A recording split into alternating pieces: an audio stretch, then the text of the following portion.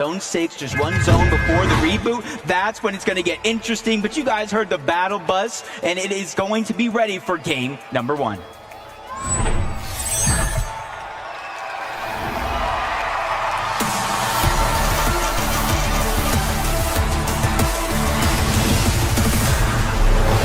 This is what we have all been waiting for. 1 day and 6 matches to determine who our 2025 FNCS Pro-Am champ team is going to be.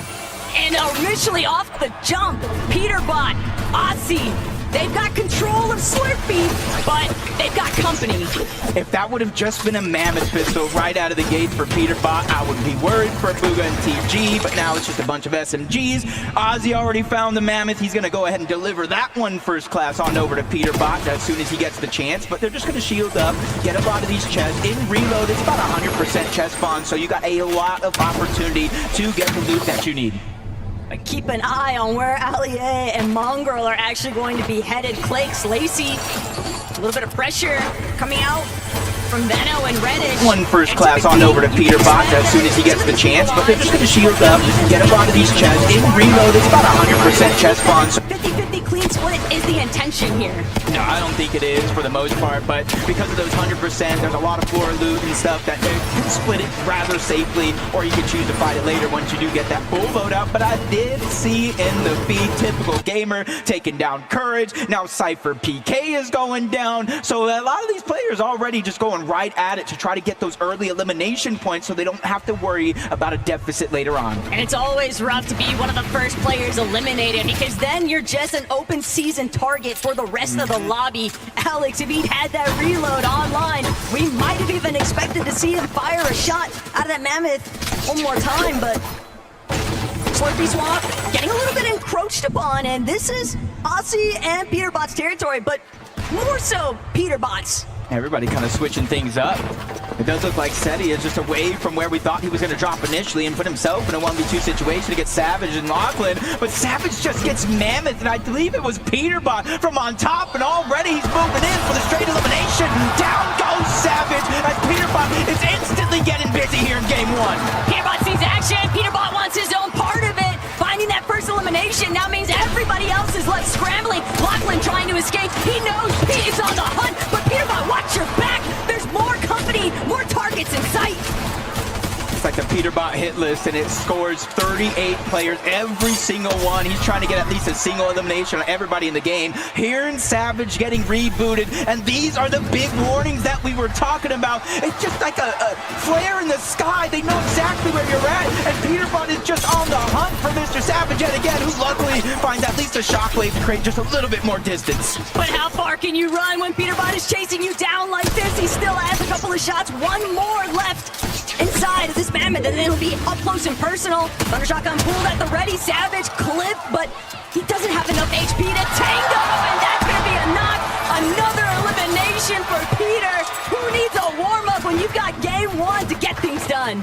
Yeah, I don't know if anybody knows, but Savage kind of just helped the lobby right there, because you saw Peterbot only had one more Mammoth pistol shot left, so he's not going to be able to do that much damage from far away anymore unless he finds his loot llama in the fact of Aussie Antics to see if you have any more of those that I can borrow. Thomas HD, Somerset, just moving north from their original drop spot, and you can see they have a pretty decent loadout, but when we're looking for Thomas HD, no sniper, no Mammoth pistol, he doesn't have the firepower that we expect him to have yet.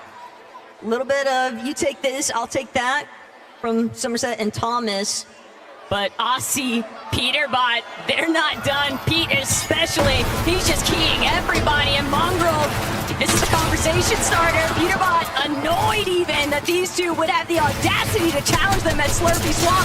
But Peterbot, Allie nearly bringing Pete down. Pete actually going to be forced to pull back, but Aussie, he's got the supportive measure. He knows his responsibility, and he's going to make sure that Pete is safe and sound. And the little things, Taco, it's the little things right there for Aussie, being able to go in, sneak in. He edited the backside cover for Peterbot to safely escape and gave the shields and heals exactly what he needs in a situation like that, because it was definitely a tough spot to be in for a quick moment. But relatively early, third zone, only one tick of damage. You could still stay and stagger yourself back if you need be. But you see Aussie play back out, but then immediately goes right back to the farming.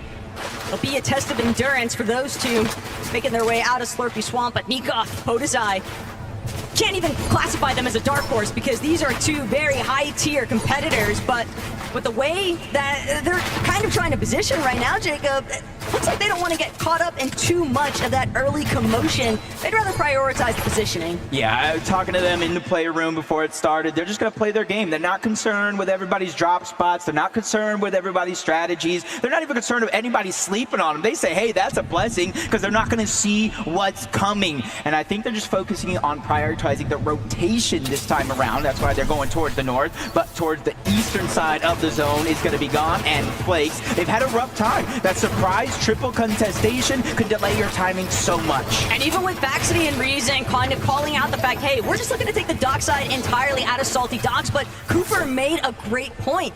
He called out that those two are eventually going to have to rotate in, and guess where they're going to have to go through? Both of these duos opposite ends, so the fight was inevitable from Salty, and it's kind of left everybody a little bit more scattered. Take a look at this, though. Typical Gamer, one of the most viewed Fortnite creators in the world right now. And he's carrying the World Cup champion Bugha 2 eliminations to 0. He has 7 crash pads, the legendary Slurp Juice. He has a very good loadout. Right now, the only real concern for them is how they're going to make their way in towards zone. They did let 1 or 2 teams already pass them on that rotation, and there's a third towards the north. Hey, you can't sleep on TG, though. And you have to remember, this is someone who's been playing alongside Quinn even out of the West region on NA, and they've been able to have some pretty strong performances. He's definitely a strong competitor.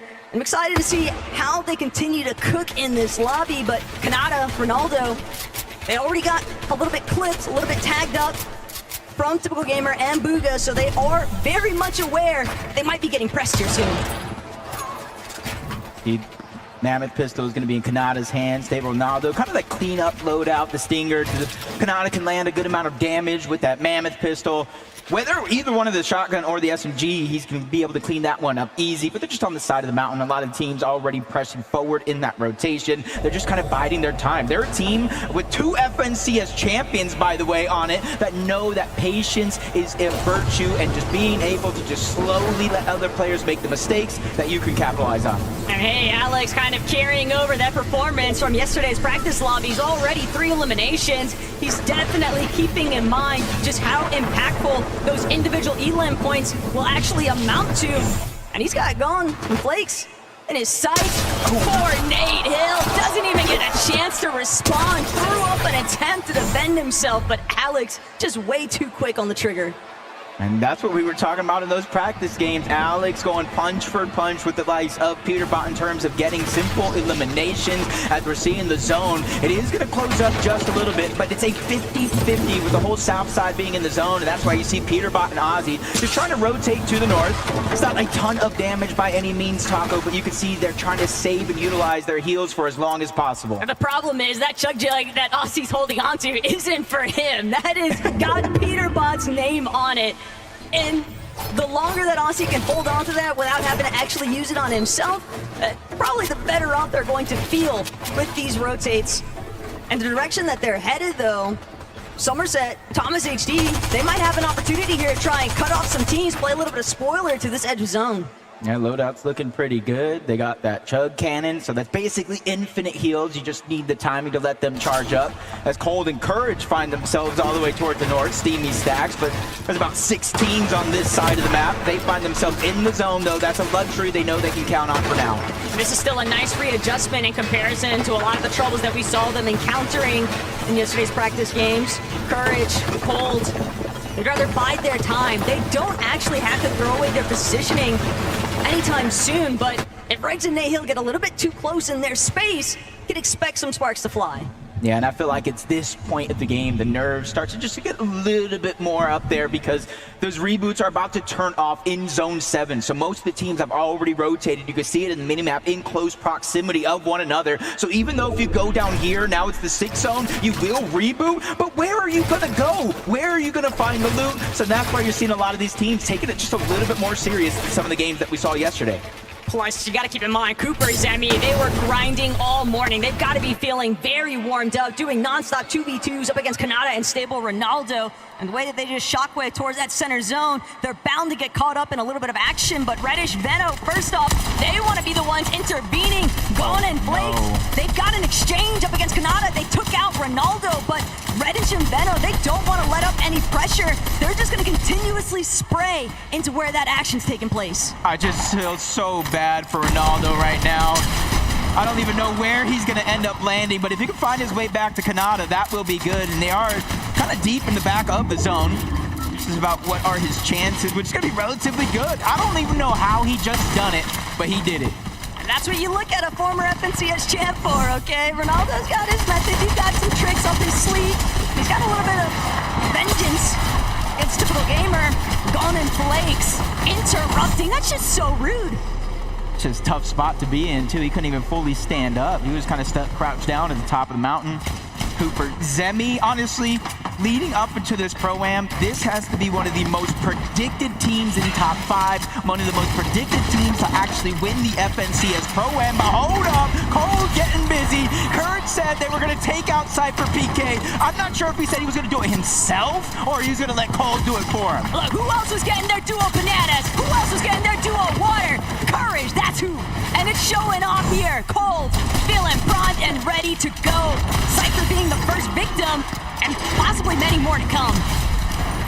And Cypher also in a tough spot.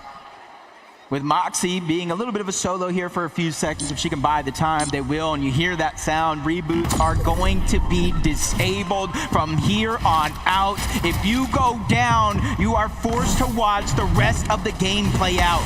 Oh! Every player for themselves, and absolutely nobody is safe. Shockwave or crash pad, whatever direction you want to head. But you've got to keep your head on a swivel, otherwise you might lose it. As Veno so nicely showcased, but Veno and Reddish, they've still got their work cut out for them. They know there's a lot of neighbors that they don't necessarily want to be knocking on the doors of just yet. You're trying to draw as little of attention as possible. Ooh, Ollie, I did see him kind of get targeted by a few players, dropped to a low HP. Peterbot's the one that's actually cleaning up the elimination. Points go to Bugha, loot goes to Peterbot. And that's where you're seeing a whole lot of importance as Moxie. We literally saw her go down. Now we're seeing what happens when you get rebooted a little too late, and now she is out of there. But look at Nick and Queasy. They're already trying to come into your height. Peterbot and Aussie, they're just going to clear out their own dead side rotate. Pete, always happy to get involved with a little bit of box-to-box fighting, and if they're not careful though, High Ground might actually take notice of what's going on. Mongrel, barely lucky to still be alive right now. That's a rare miss from Peterbot. And he's feeling the pressure here because this is a duo competition, but for the rest of this game, Mongrel's gonna have to play it out as a solo, and I think Peterbot sees the weakness. He's getting the green light, but shots come in, they spray the cover. Really forced them to kind of rethink that strategy there for that quick moment. And that's saving Mongrel. He doesn't even know how he just got blessed, but on a High Ground, you know him, you love him. It's Queasy, it's Nick F30, and hopefully this time around they can hold on to their high ground. The zone pulling over this hillside has just completely set Queasy and Nick in an optimal position, but you always have to be careful because High Ground can be challenged at any given moment, and Queasy is fully aware of that factor. He's already caught a glimpse of Shota and Koyota on that secondary height, but teams are on the move. They're trying to control that front side low, and Podesai, Nikov, waiting for the perfect moment to strike. Yeah, he has to let that legendary Slurp Juice get his HP and shield back up, because if he were to go now, one Mammoth Pistol will definitely do him in, but now the crash pad's going out. They're just simply trying to make their way to the front side of the gun. Clicks and Lacey, same thing as Cold finds himself with another elimination. That's one each for Courage and Cold. He promised one banana means one elimination, and he kept that promise right here. Oh, that potassium helping counteract those back cramps. Courage, he's coming alive. Somebody throw out the time machine for this man. But Nick, Queasy, still up on the high ground, still trying to prevent anybody in these lower layers, and Reddish Veno caught up in a little bit more of the mix-up than what they were hoping for, but it's Baxity who's on the back heel. Baxity gonna be forced to just shockwave away. Cold though, he just lost Courage, but it doesn't matter because Koyota is down for the count. It's a different level of flexibility when you're playing as a solo. No, you now have to be careful anymore as Ozzy gets caught out as well. Cole just taking names and checking him off that list one at a time. But there's no Siphon. He needs the HP, and he found Peter Bot's Chug Jug. That's all that Cole needed. He just wanted all of the material, all of the opportunities that Ozzy was able to provide off that body loop. But Nick, Queasy, they're still intact. They're still fully in control of this high ground. Clix and Lacey might be hoping to try and counteract this, but from the secondary height position, they still got to deal with these teams on low. Queasy and Nick, they're not letting up either. Alex doing what he can to fend for himself on the backside, but Nikov Prototype immediately shockwaving towards the front side low. They're waiting. They're hoping that somebody is going to run into one of their pre-edits. There are 15 teams still alive. Placement points have not touched this lobby just yet. It's all eliminations all the way. As Cold is looking for another one. Savage, weak as can be on the other side. Lachlan's there as well. Shockwave from Panada, causing a little bit of destruction and confusion. As Cold is simply on the hunt. An opportunity there, but he misses out. But Zemi's going to steal that one away. As Peterbot is struggling to get out of the box, but they send him back to the lobby anyway. And Queasy, the lone man on height, he's going to try and just make sure that he's got it as long as possible. Clix and Lacey, though, all the way in the bottom field, they're making sure that nobody can challenge their current position. Clix creating so much space. Lacey, all that bot reviewing from last night, buddy. It's kicking in now. Queasy going to be dropped down into the heart of the action, and now Clix, Lacey, he might actually do this. He finds his former teammate, Veno, the 6 out of 12, and he lands another shot, but he gets Shockwave out of zone, quickly uses his, finds his way back, 0 builds left, but on the high ground, it's an EU competition. He goes for a play, but gets set right back down. Nikov, Prototype, 4 eliminations, they're in control. And they absolutely blocked off Queasy's attempt to actually catapult himself back up the high ground. Clix, Lacey, they're just too tangled up. It's only going to be Clix that manages to finagle his way out of here, but he's going to shockwave up. He sees Prototype, but he's a target. But Prototype's been sent packing. It's only Nikov, the other half of the Gentlemates, to keep this one alive. There's one duo left in this game, and it's Cooper and Zemi. Everybody else is solos as Queasy's trying to go for the heal off. The Chug Jug, backside of the zone, he barely gets it off in time, but Cooper and Zemi, they have the Chug Cannon, infinite heals as long as they have the time. Queasy drops down from above, but it's only a short stint. He doesn't want to go ahead and stay there for too long as Nikov goes down. 2v1 situation. If anybody can do it, it has to be Queasy. But Queasy's just outnumbered. Cooper and Zemi are gonna strike first. Victory Royale. And this is the moment they want to keep that momentum building. They won the last game of the practice games yesterday. They held on to that momentum. They held on to that confidence, and they fired off here in game 1. Let's go and see how they're feeling with Frankie.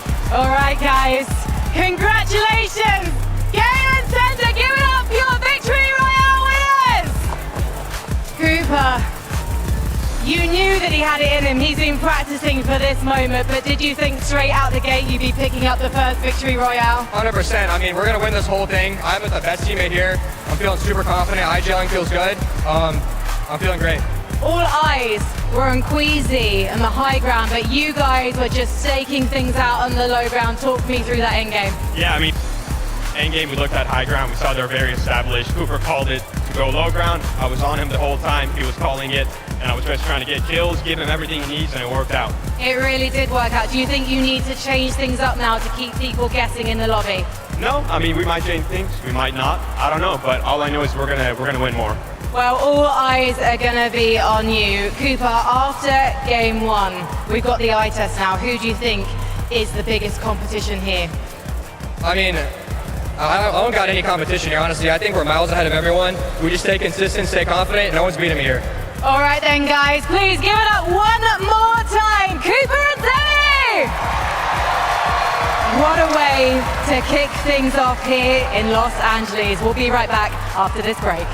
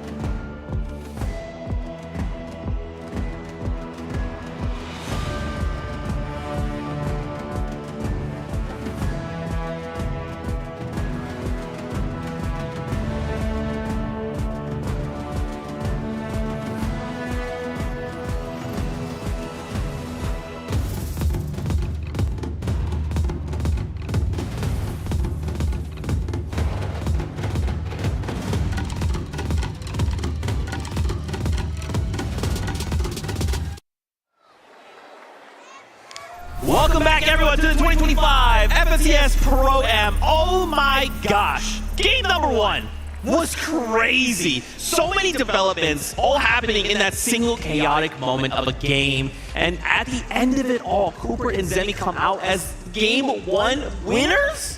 Yeah, I mean, again, that wasn't too much of a surprise, right? Everyone had Cooper and Zemi winning the whole thing, and it looks like Cooper and Zemi are feeling the same way as well. Going on the low ground aggression definitely is working out for this duo right here. But what I love from it is Cooper. This Major 2 that we just had was one of the first times that he really tried IGLing, and honestly, he's done such a good job with it, and I love to see him bring that into this competition as well. I mean, Cooper was telling us, he said, let's drop low ground. That's what he was telling Zemi. Zemi's like, should we go for high? Should we contest it? No, they wanted to play by the books, go low ground, get those extra eliminations, and it ended up at a 2v1, quick cleanup, got the dub. I love, too, that, you know, obviously Zemi is saying, like, hey, it's all Coop, and I'm listening to him, but we just watched Zemi go crazy, right?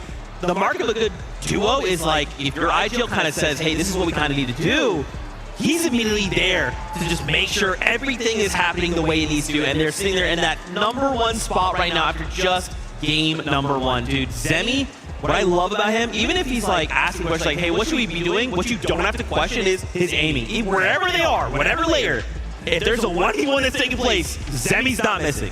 Whew, man, that is a way to start a competition, Takada, and honestly, I think a lot of eyes are going to be on this duo. I don't know as necessarily if Peterbot and Aussie Antics are necessarily happy with the performance that we saw right there, currently sitting in 7th place. And if there's one thing I know about Peterbot is that when he thinks that there's a player that's doing better than him, he tends to target that player. Oh yeah, and you could see from the early game onto Mr. Savage how focused he was on getting that elimination, but also shout out Aussie Antics, the amount of eliminations he was picking up. He was looking like one of the pros himself. Yeah, look at this, the same amount of eliminations as Peterbot. I don't think anyone expected that, but with the amount of practice that Aussie has been putting in, and you can even hear it from Peterbot, the fact that he complimented Aussie Antics just shows how much effort he's been putting into this competition. Absolutely, and of course, I want to highlight here as well, Nikop and Podesai. Guys, for a moment, I thought, wait a minute, they're going up, the Gentle Mates are on height. This is it. And it looked really, really good. Obviously, Clicks played spoiler to that. We'll get to that in a second. But to see them on that high ground, especially in those late moments of the zone, guys, this feels like an FNCS. Now, really quickly, we have a listen in here with Peterbot, so let's take a look. Thinking. Alright, remember land under. Yep. Yeah, we won a game on land. You're the first OC player winning Yo, land. let's go, bro. I'm winning the whole thing as well, man. Yep. No, we're winning the whole thing. What? Got him. Nice. Was steady. Was steady. We're- Yo, got a pro on the board, baby. 30 watt, 60 watt, 80 watt, dead. Nice, Nice, bro. let's go, baby. I could like for. Dude, 2-2, man? Come on, go check by me. Come on, man. You gotta be at least triple my kills.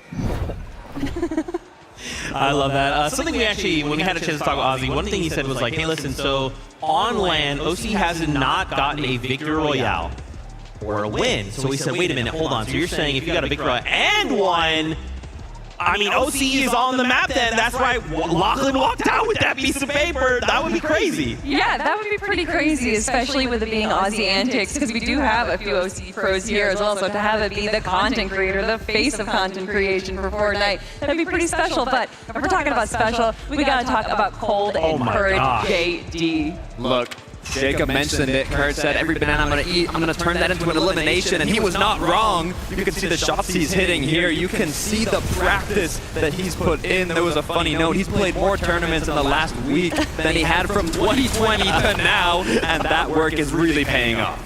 This game, though, was all about Cold, his solo clutch that we saw exactly right here, where he's staying in the backup zone, kind of staying on this like low to kind of second low ground, which is allowing him to grab all these eliminations from all the players that are focusing forward, going for those elims themselves. Honestly, Cold is punishing the rest of the lobby for playing well, and that is what separates these first tier and second tier players, is being able to kind of understand where you're at a deficit and then use that to your advantage. I'm loving it. I'm loving it. All they got to do now is maintain that consistency. Good amount of eliminations, get yourself to the late game, and just keep on going. I want to keep on going to more games. Let's jump back on that battle bus for game number 2.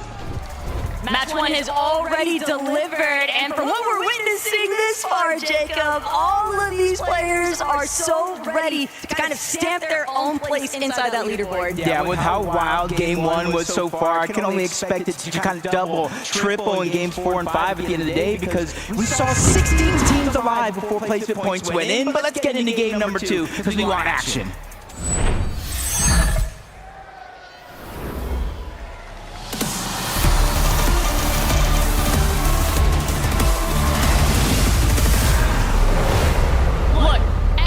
Game 1 jitters that might have existed, it's gotta go out the window. Everybody just needs to absolutely lock in, because it doesn't matter if you're a pro, it doesn't matter if you're a creator. Everybody has equal opportunity to find those eliminations with the way that things are getting so chaotic in these endgames. Sometimes you just got to start to take a little bit more control over your own destiny, whether that's getting eliminations, pushing up for more positioning, because we saw it. Zone 5, that's when a lot of the teams started position, but Peterbot finds himself at Dirty Dog. Ozzy finds himself down. They probably spawned him out, but Bugha and Typical Gamer as a solo. Peterbot thought he was going to be safe to get rebooted if he went down, but Ozzy going down changes things up completely, because guess where he just got rebooted? Cooper, Zemi, Flakes, they're all looking up in the sky. Ozzy's doing everything he can to try and duck it out, but he's gonna get knocked one more time. Somebody's sure to clean him up. That'll be gone, but Alex and Loser Fruit, they recognize, hey, if there's gonna be somebody getting eliminated this early on, we wanna make sure that we can possibly get involved, and everyone's starting to creep up now into this Dirty Docks area.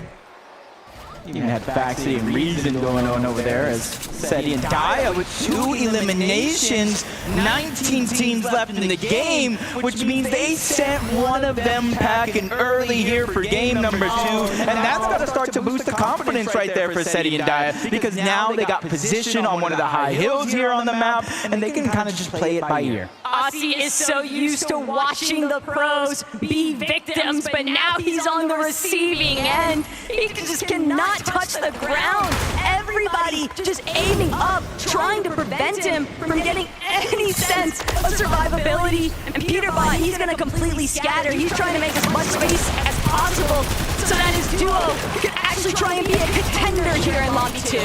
I kind of know what this feels like right now. Getting put in the blender, you're getting put into a smoothie right now. But they figured it out. Peterbot was able to create enough distance so when Ozzy got rebooted yet again, they're more closer towards Slurpee Swamp. But you got to remember, it was Bugha and Typical Gamer that got those early eliminations onto Ozzy, and they already moved into that POI. Ooh, Alex getting mixed up here with Nate Hill, but Nate Hill, that's going to be a fast elimination. Regs now just looking to pull back. She needs to disengage. Defense is the best offense at times, and Regs knows Alex not trying to let up the pressure anytime soon. With Nate dropping back into the lobby. If he's not careful, he could get eliminated one more time. Alex nearly picking off Nate on the landing, and he'll get the job done, finish what he started. And Nate just gonna have to sit and hope that Regs is gonna be able to play a little bit more defense for him so he can actually touch down. Man, these were the fears. These were the fears. Talking to Alex, even Kanata, that you can't split and play that way because it's like a beacon. You're like a flare in the ocean. They know exactly where you're respawning at. And now Alex has found the actual player keeping the whole thing alive with all the loot, which is Regs, getting pressured in by Loser Flute on one side, Alex playing box to box on the other. The top was already taken, and now he's moving in to try to clean up this elimination onto Regs, and he does so with ease. The numbers game is just too much. With how close we are to Boom and Ace, that might actually draw the attention of the Gentlemates, Nikov and Podicide. They're starting to kind of poke their heads on over. Got a good idea that maybe there's a survivor trying to scramble into their area. Peterbot and Aussie, though, they left Slurpee Swamp wide open, and other teams have tried to move in, but Mongrel doesn't stand a chance. Peterbot letting him know what's good for what feels like the millionth time since yesterday's games. And Peterbot, 2 eliminations already. He is just reminding everybody why you do not challenge him. I feel like that's just a symbol of Fortnite. Out with the old Mongrel, in with the new Peterbot. Because Peterbot's got to be like the new toy right there. 5 FNCSs. He sees Mongrel once again. A little bit of missed opportunities there from Peterbot. Something that you don't see very often, but at least it lets us know that he is human. But it's just crazy to think about the fact that Aussie and Peterbot could land at Dirty Docks, and yet no other duo was able to take full advantage of moving into an optimal position at Slurpy Swamp to even try and cut them off. Sure, you've got Buddha and Typical Gamer a little ways ahead of them, but even that is a fight that Peterbot is more than open to taking on headfirst. Yeah, confidence at an all-time high here. And we saw this elimination on the Mongo. We let him know what's up right afterwards. Ozzy just kind of playing that safe game. Something that Ozzy's just playing his role pretty well, and he's not just getting that big head, that ego, and being invited to a competition like this. He said, hey, I'm just going to do what I need to do for my teammate, and we'll see what happens. Koyota and Captain Shota, though, they're just going to keep things moving. They don't want to get stuck between multiple teams. They're trying to prioritize just making it into the initial edge of zone. But Koyota is such a prominent fragger. Everybody knows what he is capable of. And I think that's why they're just going to look to hedge their bets on taking this fight with Allier and Mongrel. Allier a little bit too split from his duo. He doesn't stand a chance. Koyota, just a menace to be reckoned with. That'll be his first elimination, and I'm sure that he's bound to continue looking up into the sky for more. Just some of those things you don't see coming with the crash pads and the shockwaves. You think you're safe, but no team is nearby, and a blink of an eye, Allier gets jumped on, put back on respawn, and that's the same pain Mongrel's been feeling. So for this game number 2, Allier and Mongrel have been having such a tough time as Koyota farms another elimination onto Allier. Even if they're not getting the siphon mats, the minis that comes with getting the elimination, it's the points that really matter. We all knew that follow-up was inevitable from Koyota and Shota, but even more importantly still, we've got a little bit of a listen in with a couple of our fan favorites, Peterbot and Aussie. Wait, Mongrel. On you? Yeah. Yeah, I'm gonna go kill Allier. Yeah, nice. Yep. I'm just getting the sled truck and I'll help you, okay? Nice, very good. Farm out here, Good stuff. follow Mongrel. Yep, yeah. Nice, very good stuff, mate. So now we know what the starting point was like between those two teams. Peterbot just calls a target, Aussie all too ready to follow up. If they were just a couple of seconds sooner on getting that elimination onto Mongrel, that would have been another team down and out of the game, but their strategy is not working so well because it's actually Zemi who steals away the elimination, Alex getting all of that loot. As they're trying to base up over here just south of Boomin Base, you see a couple teams outside of the zone, a couple more inside of the zone, and you're seeing it's Podesite and Nikov, the ones that actually land off in this position, that are trying to take most use of it. But we just saw Alex with 6 eliminations, 6 points already, Jacob, and yet there's only been one duo fully eliminated from this lobby.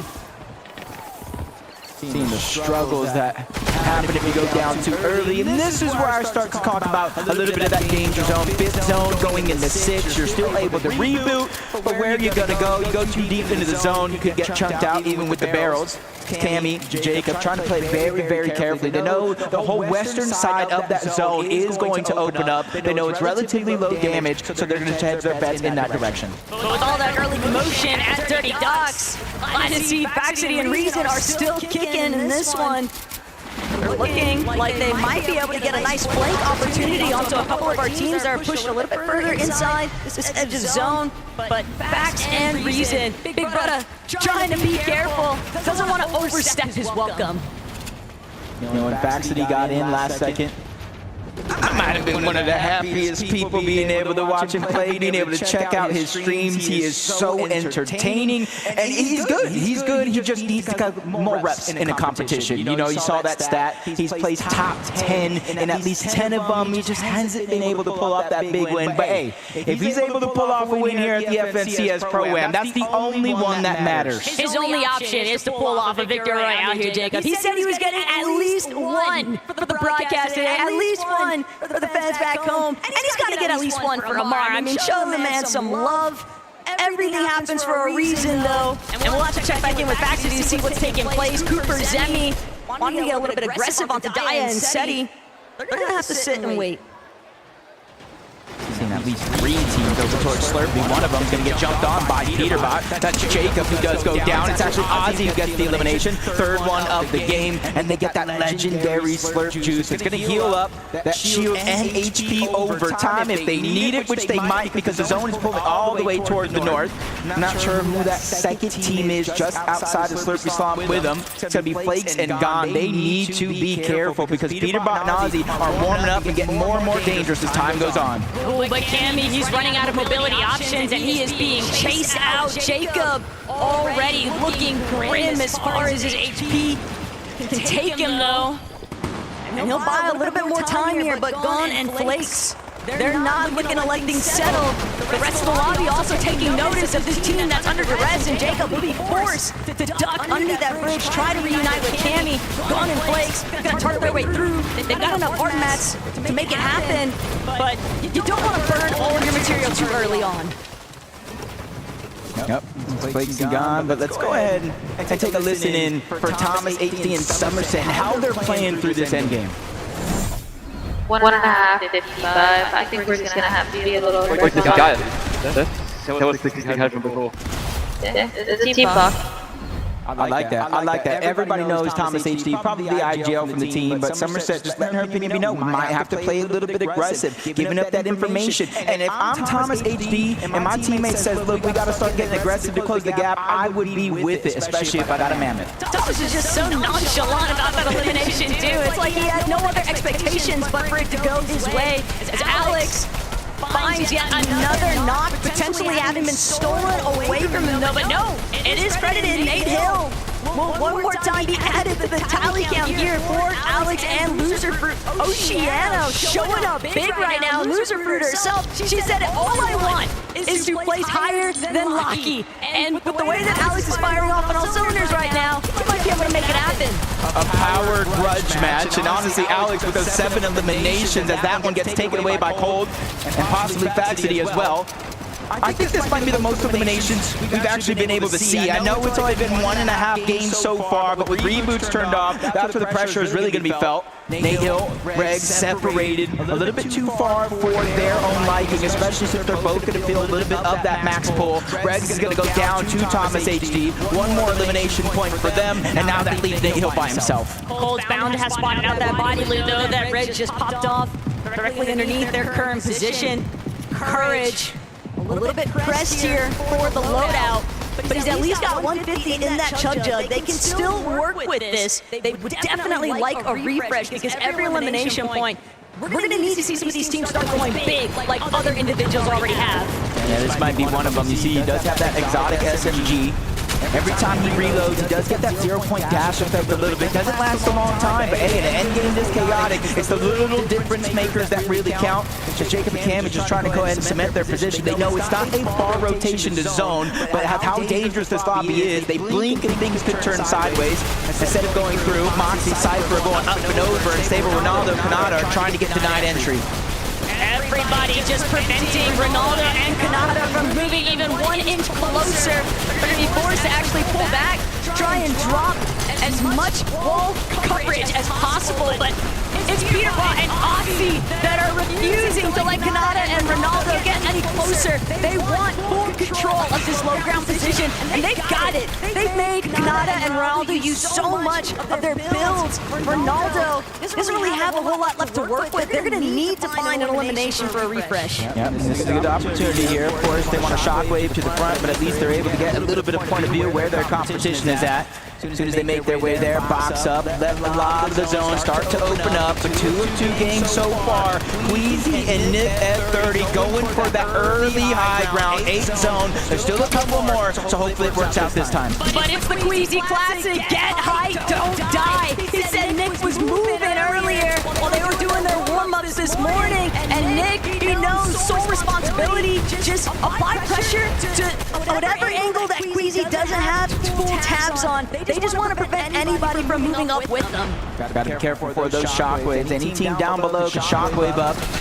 try to hit a little bit of surprise attack. Ozzy went down not too long ago, which leaves Peterbot by himself. And I said the same thing about Fold. It's a different feeling when you're Peterbot as a solo. He doesn't have to play to help Ozzy. He doesn't have to play to help a duo. He can just play as a solo without a worry, but it comes crashing down from Nick and 30 as Gone and Flakes look up and send them packing. And Queasy doesn't have any mobility. He's going to be forced to actually commit to those lower layers unless he can find a refresh. But the punishment is steep. Peterbot catches Flake completely off guard. Gone now going to be forced to work as a solo from this current zone. And Gone, he's got the high ground. He's trying to stop Thomas in his tracks. But Gone, how much longer can you realistically buy time with this loadout? Peterbot behind him does have that shockwave. He can make his presence known in the blink of an eye. So Gone has to be careful. A lot of our solos just trying to look bigger than they actually are. Clix is even going for the high ground. Peterbot finds his way in. The legendary slurp juice that he got from Ozzy paying off big. Anybody else, you wouldn't even bat an eye, but for Peterbot, he's used to working in this kind of operation. The solo scenario is what he can actually pop off in best, but Lacey, Clix, they're a duo compadre unit. They don't have to worry about anybody else because they're taking advantage, just spraying all these teams to the low ground.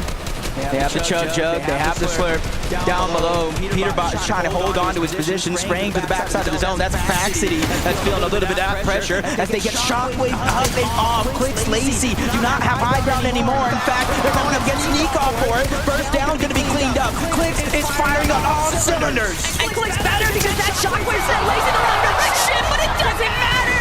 Clix, he finds Alex. That's a huge shutdown to loser routine. And even with Clix losing Lacey, he looks like he's got things fully under control in the high ground. He has to be careful though. He has no real way down in terms of safety. No shockwaves, no crash pads. But he's making sure nobody can look up. So it will not be a worry, especially with the zone floating on over to the side of that mountain. Another solo is going to be Peterbot. And he's running out of his Chug Jug and he's running out fast. That zone was looking awfully devious, but the way that it's pulling back over this elevation is actually going to be a huge benefit to Clix. He's got these pre-existing builds. All he has to do is keep the pressure at an all-time high. Peterbot might be forced to drop here in a moment, though. But who's he going to drop into? Could it be Cooper? Could it be Kanata? No, instead, layer transition back towards that secondary height. Benno sent to the abyss off that shockwave, and Daya, she'll meet her end, though. Now every single person left alive in this game is a solo in this competition. And Seti's just trying to work his way through. All he has is the bare minimum, the Siphon Mask. But if you look up, no, that's not an Angel, that's Clix. And he has more legendary slurp juices that he knows what to do with. This is a Clix game.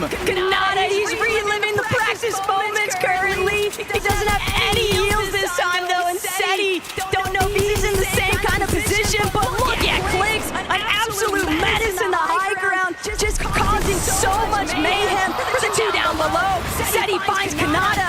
Now it's all up to Clix. Clix trying to make sure he just doesn't get chopped out. Seti, he's got a way to make his way towards the high ground. Clix can't afford a drop. He has all of his builds. He still has a couple of slurp juices remaining. He's going to look for Seti. He wants the finishing shot. He doesn't need the heal up, but he might just look to play it safe anyway. Siphon Masks are so important. That changes the game completely from the situation we're in. Double slurp juice pop. He sends Seti flying outside of the zone, but back he goes, and back he does it. Clix and Lacey win game number 2. And they said they were all night, and it doesn't matter what anybody else might make of it because they came prepared here today. The performance is peaking, Jacob. A victory royale in game 2, and Frankie, even more to say. If there's anything we learned from that last game, it's that America's sweetheart never plays it safe. Clix, the two of you take the high ground. Lacey goes down. What's your reaction? I might have shockwave Lacey into zone, and I knew that would have been a big sell, but it doesn't matter because I won it, so it's all good. Is that why he sent you into the zone? Because he wanted to do it as a solo, Lacey? He sent me into the zone, but I trusted him the whole way. I never had a doubt he was winning that. And while he is winning it, are you talking to him or are you like, I've got to stay silent, let him do his thing? I was just giving him simple comms, mats, refreshes, pop his slurp before he goes down and fights, and letting him play. And you are loving those shockwaves because we saw that Seti got shockwaved into the zone in those final moments. In a way, it kind of won you the game. Is this your favorite item right now in Reload? Honestly, my favorite item is the spaz. They need to bring the spaz back.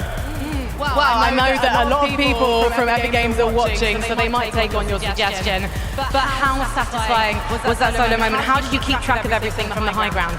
Honestly, I just kept on building up and up where Shockwaves can't get to that height limit, so you basically have no threat. You just keep on playing your game and spraying.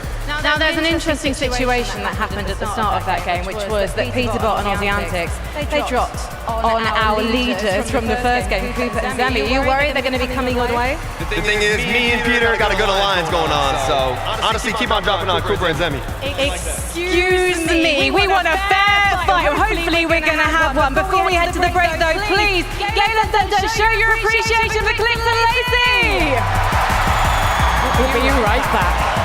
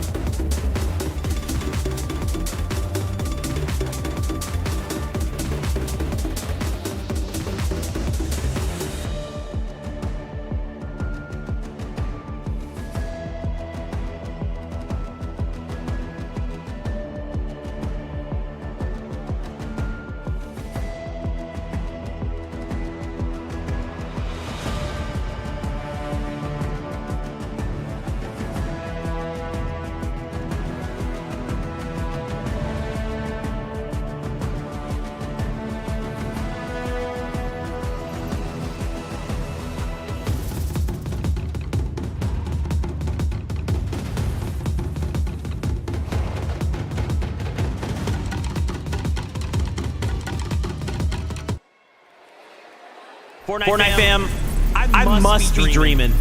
Clix Lacey Victory Royale game number 2 in the craziest 1v1 I feel like I've seen in so long. Clix holding height for so much of that end game, and then utilizing those shockwaves to just disrupt SETI, just saying, hey, I know you think you know what up, down, left, right is. Well, this shockwave is about to send shockwaves through your mind. Did he have so many, right? Throwback to when Frankie was talking to them, he's like, Yeah, Clix might have shockwaved into Storm, right? How do you have enough to go ahead and do that to your teammate? Launch yourself up like 7 times. As you can see, Clix is very, very comfortable in this meta. This is why I was talking about the fact that a lot of the reload items, they're callbacks to previous competitions way back years ago. Clix has been a player that's been playing for a very long time, instantly comfortable with all of the items that are going to be in this competition, which is why, of course, he was like, listen, those purple pumps, please bring them back. Yeah, Clix really set our expectations quite high for the rest of the competition. And you know, like you were saying, he was doing such a good job on the solo high ground and getting an elimination onto Podesai and then getting an elimination onto Alex. By being a solo player, that's when we typically see these pros kind of tend to take a step back, slow down a little bit. But Clix is the exact opposite. He just kind of put his foot on the gas pedal there and just kept going. And obviously, it came down to him and Seti in the final 1v1 Vivid. And it got kind of close. Yeah, it did get kind of close. Seti is like, please stop throwing shockwaves at me. He's like, how do you have so many, right? Like I was mentioning, Clix just kept going up and up and up. Not to mention, Clix, when he dropped all the way down to the low ground and initially lost the high ground, he had no mats. He had nothing to work with.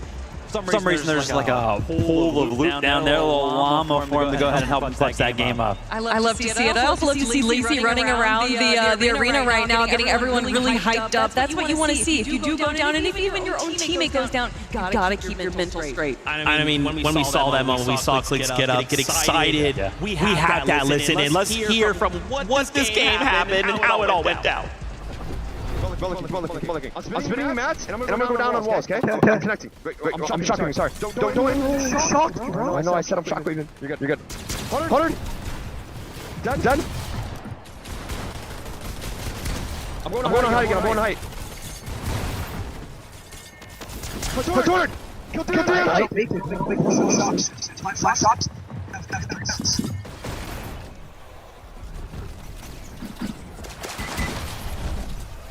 Let's go! Let's go!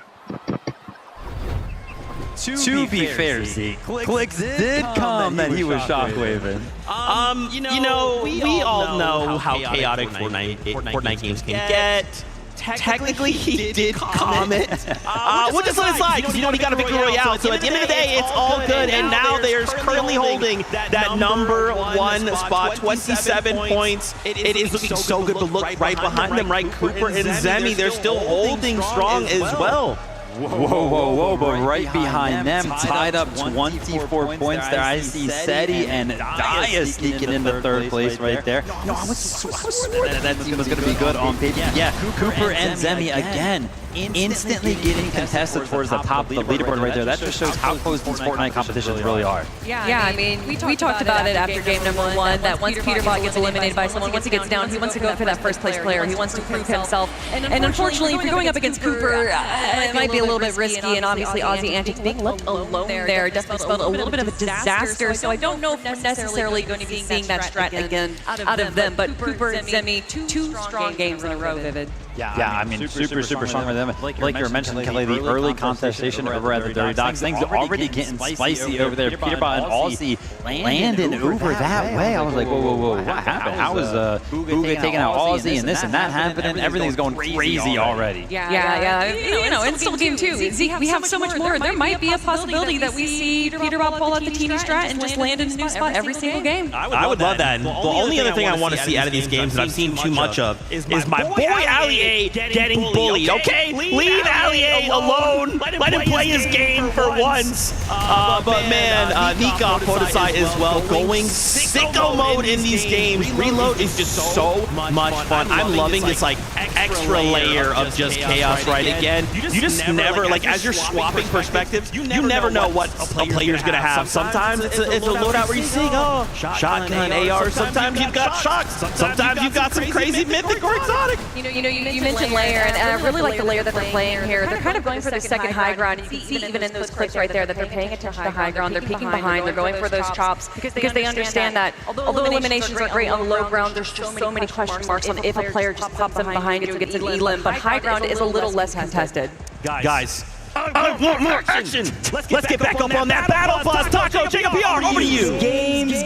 We want more games. And I'm honestly keeping my ear to the street. The whole Fortnite community is saying this is fun. This is what it's all about, and I can agree. That leaderboard was looking crazy, though. Seti and Daya, you cannot sleep on their performance so far today. And Jacob, we're about to hit the halfway point. It's game 3. It's ready to ride.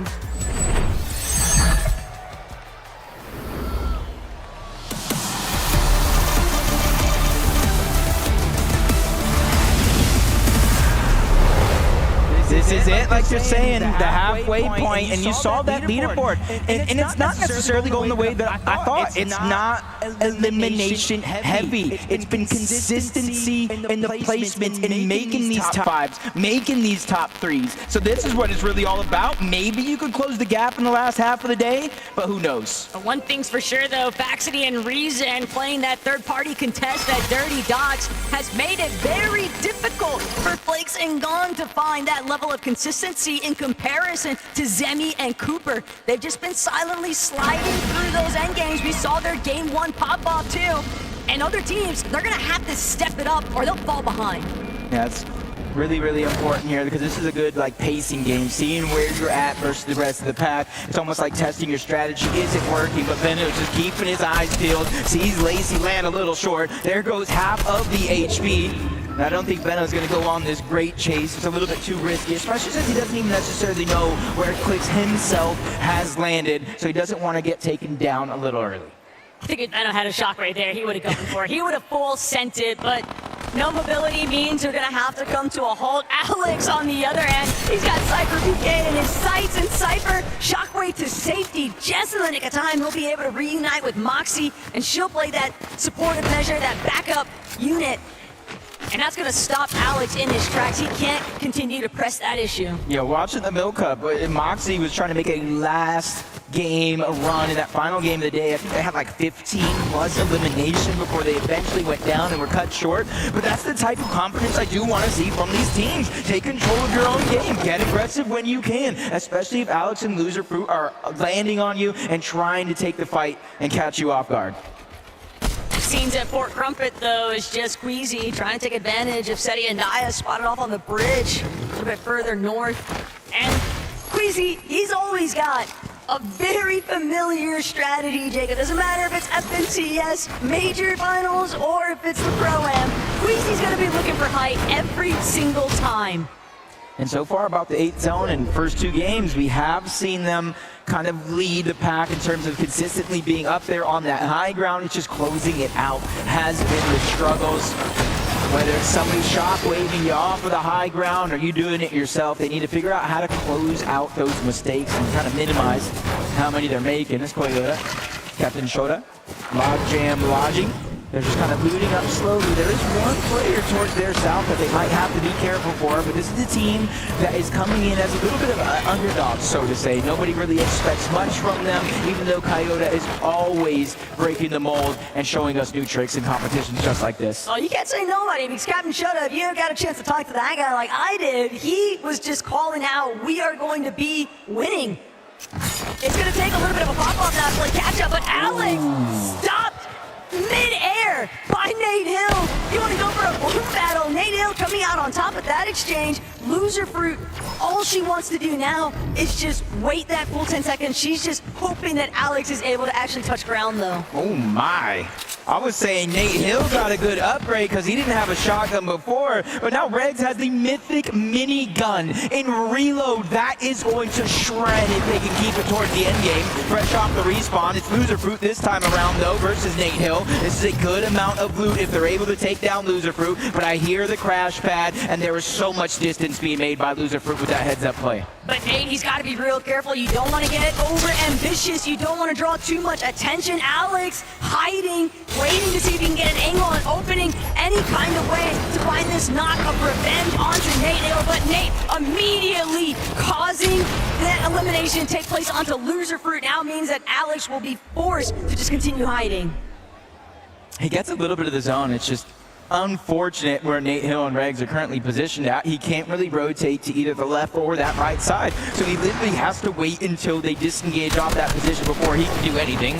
Deep into Dirty Docs, Faxity, Reason, a late entrant not only to a competition like this, but a late contest on this side of the map, and it looks like they're leading the fight. Reason does have the breacher, so he can break through these builds relatively easy, but they're shock waving to try to find safety, and Reason is going in onto Gon. They realize this is a 2v1. It's now or never, but a big shot from Gon is going to slow things down. And Flakes, he's got to come play a little bit of supportive measure. He knows that Gon just got a huge crack on the Reason's shield, but Faxity, Reason, now split angle approach. Gon gonna crank all the way to the high ground, just crash pad to safety. He does have a chug jug, and with Flakes nearby, Flakes is gonna be the one to actually cut off that line of sight there for Reason and Faxity. But this fight at Dirty Docs, it's inevitable, Jacob, because there's only one way to actually make it towards the edge of zone. Faxity and Reason, we're going to have to approach one of the two other teams landing in that POI, and it just happens to be the Brazilians every time. Yeah, and it's just now turning unfortunate for both of them instead of just Faxity and Reason. The zone is pulling further and further to the east, so there's so many more teams that they're going to have to find a way to make their way through, including Peterbot and Ozzy, who just got their first elimination.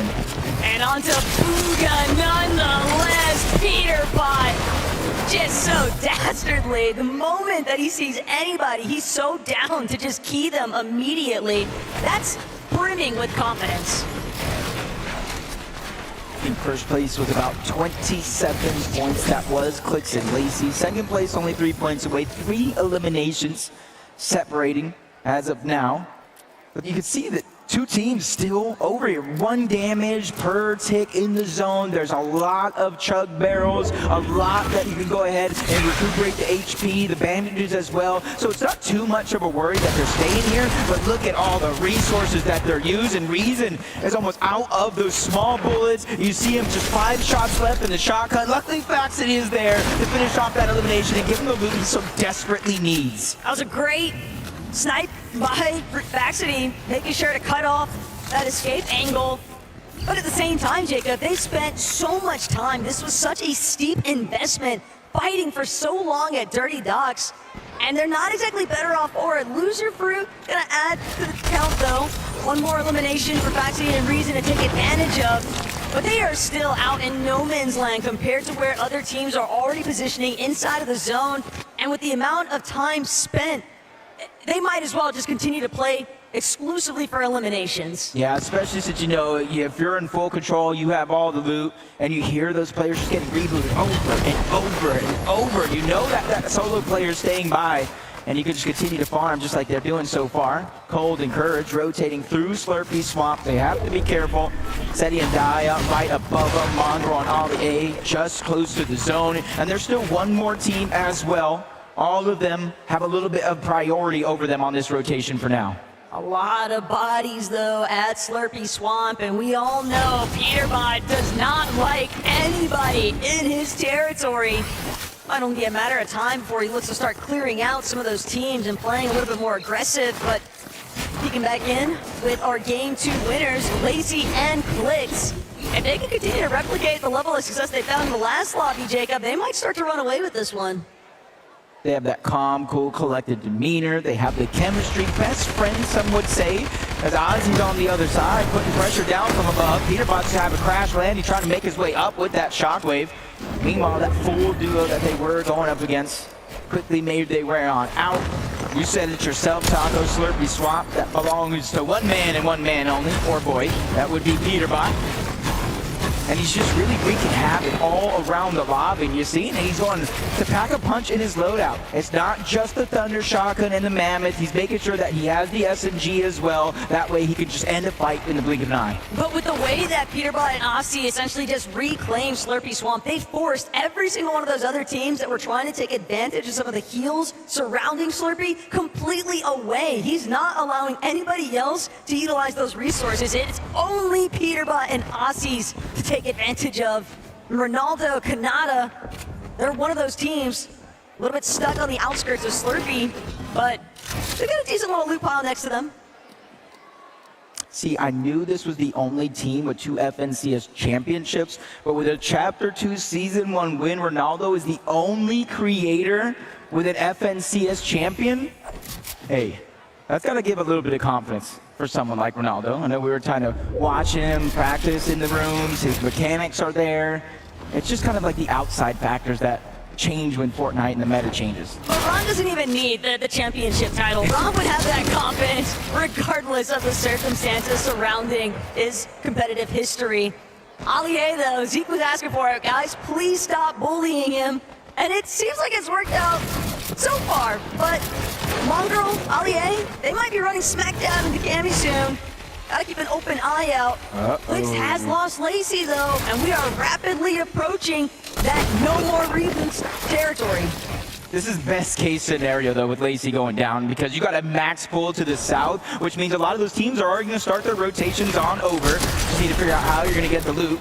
And if Flakes and Gon are going to push up on you, but no, it's actually Clix the one looking to get aggressive. If he can win this 2v1 fight, that's the loot that they need. And there's a big shot on the Gon. He goes back to back. Flakes is feeling the pain as well. Clix is not slowing down, and he does get the knock. Gon is gone. He is out of here, and now that is Lacey's loot. And Clix, he's still looking to chase him out. He wants to get this duo fully eliminated. Flakes barely managing to survive. He's trying to run every which direction. One more shockwave creates some space. Lacey with attack from overhead. They're crash padding in. They've got Flakes on the run, but he's gonna sit and hide inside of the bush. They don't have any idea where he's actually scurrying off to, and they'll be forced to just head right back to the zone. Flakes did his job. He gave Gon a chance to get rebooted back up, and with him staying alive, there's going to be a second chance as well. But I wish them all the luck in the world, because look how stacked that side of the zone is when the reboots finally turn on. Luckily there's barrels, there is Slurpy Swamp, so there is going to be some chances, but you got to give credit. All the credit in the world to Clix, not only making that opportunity possible, getting Lacey back in the game, but getting him loot. Isn't that the creator's job? But it's just not enough looting. Clix, he's gonna pay the ultimate price. They're victims now to the rest of the lobby. Everybody holding into their position, and they're down and out for the count, Jacob. They'll go back to the battle bus for game 4. That is just 8 placements too short to get any placement points. At least he was able to get some eliminations to keep the points flowing. That's Baxter and Reason just getting targeted. Luckily for them, as of now, they're on the front side of the zone, so eventually teams will have to start to rotate their way in. Just how long can they keep a hold of this pressure? And it seems like things have settled for them, so it's about assessing the situation. And you can see they're using everything that they have, every resource. Bandages first, then the chug if needed. And this is how Gon is just getting put in the ringer right now. Another elimination, and it's after 7th zone. He's not coming back this time. And Gon and Flakes just caught in the crossfire for way too long. First it was Facity and Reason, but Benno, Reddish, they're looking to keep the ball rolling here. Reddish is gonna have to take a moment, replenish some of those shields that she lost. But with 6 splashes, a couple of big pots, it's gonna be no issue whatsoever. They're definitely looking nice and healthy, but the high ground is what might be up for grabs soon. And right now we see Queasy and Nick at 30 on one side, but on the other, Ollie A and Mongrel are actually making an attempt for it. Might be a little bit too soon though. 7th zone may wait just a little bit longer, especially with one team getting focused, but they do have it, and they have it secured for now. You see them firing off into the distance. That's Queasy and Nick. They're seeing where the zone pulled, and Mongrel and Ollie A, they get the zone pull. They get high ground priority. But the for now is the key word here, because the moment that Allier tries to get a peek overhead, Queasy just immediately pushing him back. They're still looking to play for that height takeover. And Queasy's intentions, this could be an all-out brawl for the high ground in a matter of seconds here. But the whole lobby is on the move, Jacob. They're all trying to control that front side.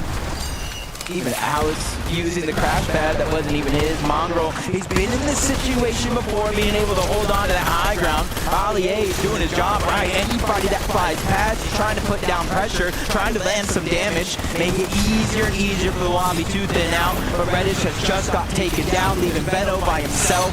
And you can see he only has 3 minis, so he's going to need an elimination if this goes to a heal off. He does have a lot of builds to work with though for the time being, but he's got Kanata and Stable Ronaldo directly underneath where he's boxed up. Mongrel still trying to control height, but Queasy, Nick A30, they're overtaken. Mongrel by his own, he can't keep tabs of everyone around him, so Queasy gonna force him to drop. That was a 200 IQ play. You had Nick at 30 pushing up, being the actual aggressor. Queasy in the distance, landing the damage. Ollie A is now down. Mongrel by himself. 90 on the Chug, only 25 bills left. He's trying to keep his position in the front side of the zone to attack. But for how long, with more and more players starting to put pressure, you feel and hear the shots firing onto his bills. Oh, but Cammy just got shockwave deep into the heart of the storm. Peterbot, one more time, as a solo. He's gonna have to use the slurp juice. He's gonna have to find some more eliminations if they want to make up for the placement points with those individual elims. And Mongrel might just be the target in his sight. Mongrel doing everything he can, working his way through the low ground, but he doesn't have enough. Peterbot, though, getting caught up in more action than what he bargained for, trying to get the way to switch over, and he's going straight for the high ground tackle. Might not take it all. He missed that opportunity. Goes straight down to the low ground. Thanks to that elimination on Mongrel, he does have some Chug Jug left. Veno's doing the same thing, getting aggressive, forcing players lower and lower on his current position. Queasy and Nick, third time could be the charm. We've seen him on high ground. Let's see him close it out. But Kanata, Ronaldo, they just been skirting by. Peterbot with a fourth elimination now on to Nate Hill. And it could be disastrous for Savage. He's trying to see if he can make his way forward, but Peterbot actually going to be the one caught off guard. Rex from behind, just taking him out. A menace to the lobby, no more. But Rex paying the ultimate price. She's also been eliminated. Thomas bringing down Mr. Savage. And it's all by himself that he's got to keep this one alive. Oh no, Shockwave's just a little bit too far in the zone. Only 10 on the Chug Jug, so that's essentially going to be a non-factor. Down below, one of the few duos left in this game, Ronaldo and Kanata. They are the ones on the hunt. They are the ones causing complete chaos down below, especially for any team that crosses path, and the Gentle Mates have just been separated. Nikov is down as Ronaldo picks up his third elimination. But Ronaldo, he's running slim as far as the builds are going in. Seti, he might have to drop Seti, might have to get involved, getting a couple attacks. Kanata's shield's so incredibly low, but Seti's all by himself. He's just trying to stay out of the line of sight, and he can't go much further. He's gonna have to block his view. From a top 2 to a top 3, at least he's staying consistent. As Nick dropping down from above, no build. Queasy taking a huge amount of damage, 10 HP each. They're scrambling to try to make a play, and Nick Money is amazing with that elimination. But it's Ronaldo, it's Kanata, back into the night. They steal away the game. Ronaldo and Kanata from out of nowhere. They were always a part of the conversation, but everybody just took their eyes off for long enough that Ron could close this one out. That is what we expect of a former FNCS champion. Hey boys, don't lose your voices before you've had a chance to talk to me. Pretty excited about that one. Everyone had their eyes on you going into this competition. Game number 3, you finally show up. How does it feel? I mean, this guy right here is the GOAT, man. This guy's the GOAT. This guy's solo clutch, and you know me, I'm a FNCS champion. I carried my squad back in 2019. You know the genetics and everything. We just a go to duo. We waiting. When's the next game? I mean, to be honest, that was probably the easiest game of Fortnite I've ever played in my entire life. All right, I'm not gonna even lie. We finally got a South Zone. Finally. If those who know, you know what I'm saying? We finally got a South Zone. The first 2 games, we're top left. We're running the whole map, landing bottom right. We finally get a zone, and I said we're gonna win it. And what happened? We won that game. I feel like I'm hearing some excuses though. Are you saying you're only gonna win this if you get Southside zones? He said, watch, if we get a zone, we're gonna win. What happened? I mean, look at it. The first 2 games, 2 pulled max, till we did top 5, top 3, and now we won. Easy. All right, well, let's see if you can make it easy. As you were saying, Ron? It's not over yet, though. We still got 3 more, so, hey. There you go. Let's not get ahead of yourselves. Galen Center, please show some appreciation. It's Ron and Kanata. Let's head back to Zeke. No way! The Pro-Am is delivering on the entertainment right now. Oh my gosh! I am just so in love with this format. I'm so in love with Reload, and I'm in love with everything we're seeing right now. I cannot believe we got a win from Kanata and Stable Ronaldo! I mean, what a way to win that, right? The solo clutch, Kanata as well. Listen, I got you with the callback right there to Major 2. If you know, you know. South Zone pulls in their favor, though. They do win the game. Gosh, Kanata's just so good. Honestly, I mean, we make jokes all the time about when zones pull this way, that way.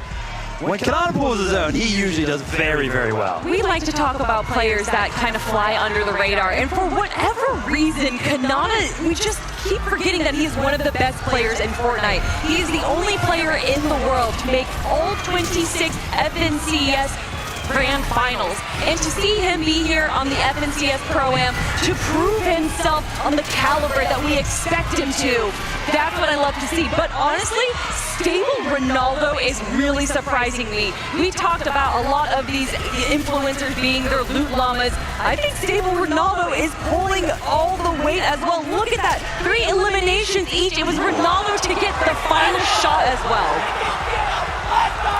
It was equal right there at the end. I mean, 4 eliminations apiece.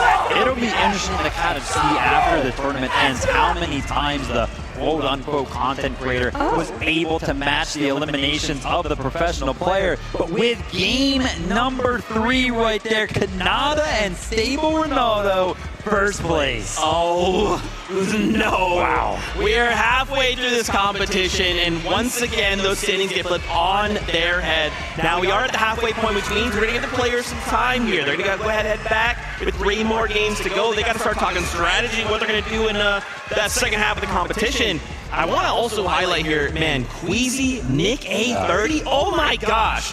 I don't know, like, Queasy is a legend already, we all know that, but the fact that consistently we are getting these height endgame situations out of Queasy and Nick A30, by the way, because sometimes, just one of the duo, think about that last game 2, left as a solo, Nick A30 is right there with Queasy. Yeah, I mean, they're doing such a good job. I'm not going to lie, I was a little bit worried after games 1 and 2 because it looked like nobody was really going up for high ground. So I was like, well, if anybody starts to shoot up, pressure them, tries to take it before them, what's going to happen then? Game 3, Mongrel and Allier were actually up there on the high ground. And that lasted for about a minute because Queasy just knows how to take the high ground as well. Got to give a big shout out to Nick, though, because it's not easy to kind of follow up on those takes. No, I love that you talk about Mongrel taking high ground, though, because if you looked on the other side of zone, around zone 8 there, that was when Nick A30 and Queasy were essentially egoing. Typically, when one player starts to establish high ground, they kind of hold it until someone either chops them or tries to steal it away from them. But to ego a player and to just build your own high ground on the other side is a different sense in itself. But Queasy, Nick A30 doing a great job. Nick A30 getting an elimination onto Seti, one of our invitational winners, is definitely going to be in his highlight reel. Beautiful shot right there from Nick. Dude, and I love to kind of bring up Seti. I love that we've also kind of been seeing Seti. He's kind of like lurking, right? He keeps making these end games. In game number 2, we saw him kind of paired up with Daya as well. They're on the low ground. I mean, Seti is like, he smells blood in the water, right? Like, he's that shark lurking in the depths, waiting to strike. And the problem is, we kind of keep letting him make to end games. Yeah, I mean, I'm going to pat myself on the back a little bit here, right? We were talking about the duos, having a little bit of a conversation. I was like, I swear, Seti and Daya, they're like good on paper. Everybody's like, what are you talking about? I'm like, I swear they should be like, nah. Shout out to KXR, though, because I saw KXR put some respect on Seti and Daya's name as a duo in this competition. So far, though, I think they're proving everybody wrong. I mean, you called it out, honestly, that we have a lot of FNCS competitors here, a lot of people that make it to the grand finals, but this is a team that has won multiple lands to both of their names, between the Milk Cup, between the Invitational. These aren't just land competitors, these are land winners right here. And that's why we are currently seeing them in their second place spot. But for me, I'm looking at eliminations, and I have to look to Ozzy and Peterbot. 16 eliminations, the most in the lobby, but of course, placement is where they're falling short. Yeah, I was actually looking towards that as well. No surprise that they do have the most. It's also kind of crazy looking at that leaderboard, how close, top 7's very, very close. I think it was up to 3rd place. There's only a 6-point difference right now, so it's still pretty much anybody's game. Yeah, that's really scary. We kind of missed out there at 2nd place, right? Cooper Zemi still also hanging on there, making sure that this first place spot doesn't get too far away, right? I mean, just to see I love that reaction. The variety of talent, really, from every single duo. It doesn't matter who we tune into. There's excitement. There's plays being made. Man, Reload is just so much fun. Yeah, it really, really is. And shout out to Alex, right? Because Alex kind of putting on an early game clinic right now, definitely going for those aggressive pushes. That game, though, definitely got a little bit of a pushback. Nate Hill was moving a little bit, actually took out Alex on a push, and was able to pick up a couple more eliminations kind of following up on that. Yeah, we like to talk about kind of these micro adjustments that players make during the tournament, because although you can prepare for reload, playing at home, playing ranked games, there's only so much that you can really prepare for a tournament. The meta kind of evolves as the tournament goes on. So to see Nate Hill kind of respond to how Alex is playing, because we saw Alex, like you said, going for those early aggressions and then just kind of punishing the players near him. Making those small adjustments like what we saw from Nate Hill is what allows you to stay at the top of the leaderboard.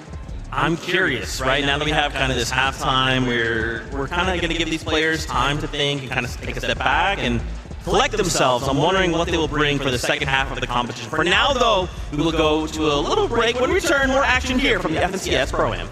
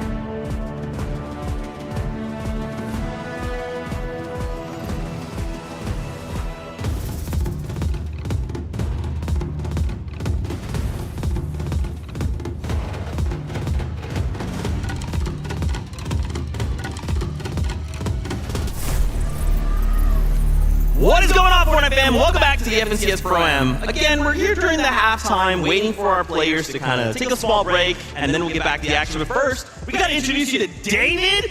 Yeah, I know. What's going on? David is here. Come on now. We're standing next to David. The internet will never forget this happened. David, welcome. How are you feeling? Bro, I feel like static. It's Fortnite. It's Fortnite. Come on. Let's go. Oh my gosh. So, David, you know, what brought you to Fortnite? Why Fortnite? Of all games. Listen, in 2017, I found the game on the PlayStation Store. I downloaded it, and I got into it super early, maybe like season 2. And ever since then, I've been addicted to it. I can't lie to you. Ever since I've been addicted to it. Crazy, bro. Okay. So we were talking a little bit before we obviously hopped on here. Tell everybody what you told me. I was like, you know, have you been keeping up with Fortnite competitive in general? Yes, I'm coming for that. I want to be a pro too. Look at that. My journey not done. I did the music. I got to get back into the Fortnite, bro. Come on now. That's awesome. You know? So watching the competition today, then, who are you going to be rooting for? I think Ronaldo, bro. Okay. He's going crazy. Peterbot going crazy too. He's literally clip farming right now. He's literally clip farming. So, you know, yeah. I mean, you brought up your music. You just released a new album. I did. Congratulations, Thanks. first of all. But I gotta ask, man, listening to your own music while playing Fortnite, is there a song in your new album that you're like, it's go time, WC, the end of the game? I think Feel It. Yeah, are That you gets me feeling in the it? mode. That gets me in the mode. Yeah, Feel It. That's the one. Dude, I love that. What inspires you, man? I mean, obviously you're like kind of a prolific musician. You know, you're coming in. Obviously, Fortnite loves you a lot. So, what inspires you? Right now, it's a lot of movies, television, and just life experiences, bro. Especially the games. You know what I'm saying? You know what I'm saying? All right. Talk to me a little bit about the watch party you got going on then, because I just found out you were up there. Bro, I'm gonna get my little commentator vibe. You know, I'll be checking in on players, see if everybody's locked in, and then, you know, seeing how everybody's doing. Are you gonna start streaming some Fortnite, maybe getting into some cash cups? Need to, yes. I'm going to. So what you're saying is we should just go ahead and add you to the desk or a permanent fixture. Yeah, you know what? Just keep me up here. Okay, all right, yeah, let's just pretend, you know, endgame, Ronaldo, it's a 1v1, he goes to win. What does that sound like? He's got it! He's got it! And he's hired. He's hired. He's That's, look, this is how we know he's tapped in. Come on, bro. I cannot believe. So, like, how's the experience been for you, man? Bro, here, it's just so different, It's right? beautiful, man. I dreamed about being here since like 2018. I was like, yo, I gotta be in the stadium. I gotta be in this arena one day. I'm here, bro. So is this like the first time for you then? Like, or like coming out to like an event like this? Really? It's blowing my mind right now, bro. So that means as well you've never actually put on a stage. Hey, next year, put me up there. Oh, okay. Give me on the controller, bro. Give me on the controller, bro, please. Are you an LA local? I am. So what is it like having all of these people from all around the world being able to like compete in Fortnite, one of your favorite games, right here? It's beautiful just to see everybody coming together for this one game that kind of just brings us all together to kind of scream and cheer and champion our favorite creators, our favorite gamers. It's a beautiful thing. Beautiful thing. That's amazing. So, David, before we say goodbye, first off, please tell the people about not only where they can find you, but all about your album. Thank you. All right, my name is David, aka D4VD. My new album, Wizard, is just out right now. It's a beautiful, beautiful album. Put my heart and soul into it. Listen to all you playing Fortnite and go crazy on the game. You know what I'm saying? Let's go, David. Thank you, brother. Appreciate you. Such a big, honor. That's David. I'm standing next to David, dude. All right, for now, let's go hang out with Frankie and see what she's up to during the halftime. Thank you very much. David, do you want to come and visit the player lounge? Because I've got a birthday boy here who would love to meet you. Cypher PK, do you want a signed copy of David's new album? David, I would love one. Absolutely. There you go. Hopefully we can hook a guy up. Now, Cypher, tell me what's happening. You're currently at 20th in the leaderboard. We don't say last year. We say 20th, yourself and Moxie. What's happening? You know, it's very stacked right now. We managed to get a point last game. We shot someone out of the sky. We're going to make some adjustments. I think what we're going to do for the second half is just play a lot more aggressive. You know, every kill is 1 point, every elimination is 1 point. And placements are a little bit hard to get because of everyone staying alive. So we're just going to W key and be a little bit more aggressive and see if that works. I like the sound of that. I mean, Peterbot is dropping near you with Aussie. I don't know if you want to maybe aggress that direction. Definitely don't want to attack Peterbot, and fortunately so far he has not attacked us. He's busy eliminating Mongrel and Booga and Typical Gamer, so we're going to keep it that way, hopefully, you know. My one birthday wish was to not be attacked by Peterbot. Oh, that's slightly awkward because I thought your one birthday wish was to get a cake personally baked by Mr. Courage JD. Everybody, today is Cypher PK's birthday. Join me in singing Happy Birthday to you. Happy birthday to you.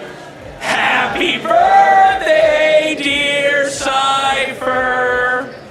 Happy birthday to you. Yeah, you gonna eat some of that? I don't like the way he's looking at my cake. I don't like the way he's looking at you. It's like he's going to eat you up in the lobby in just a moment. It's like that. Oh! Okay, so before we let you go, Cypher, the birthday wish, you got the cake, but now are you going to get the limbs and head up that leaderboard? Absolutely. It's game time. You gotta show them that Unk still got it. Awesome. Well, we are going to head over to Takata right now while I celebrate with the birthday boy. Thank you, Frankie. Look, you're talking about Unks, you're talking about icons. There is a lot of icons competing here today, and I found myself an icon as well. You might have seen him in the past Pro-Ams, the 2018 Pro-Am, the 2019 World Cup, all of the skirmishes. I am talking of none other than Golden Boy. Golden Boy, how are you feeling? It's a pleasure to be here.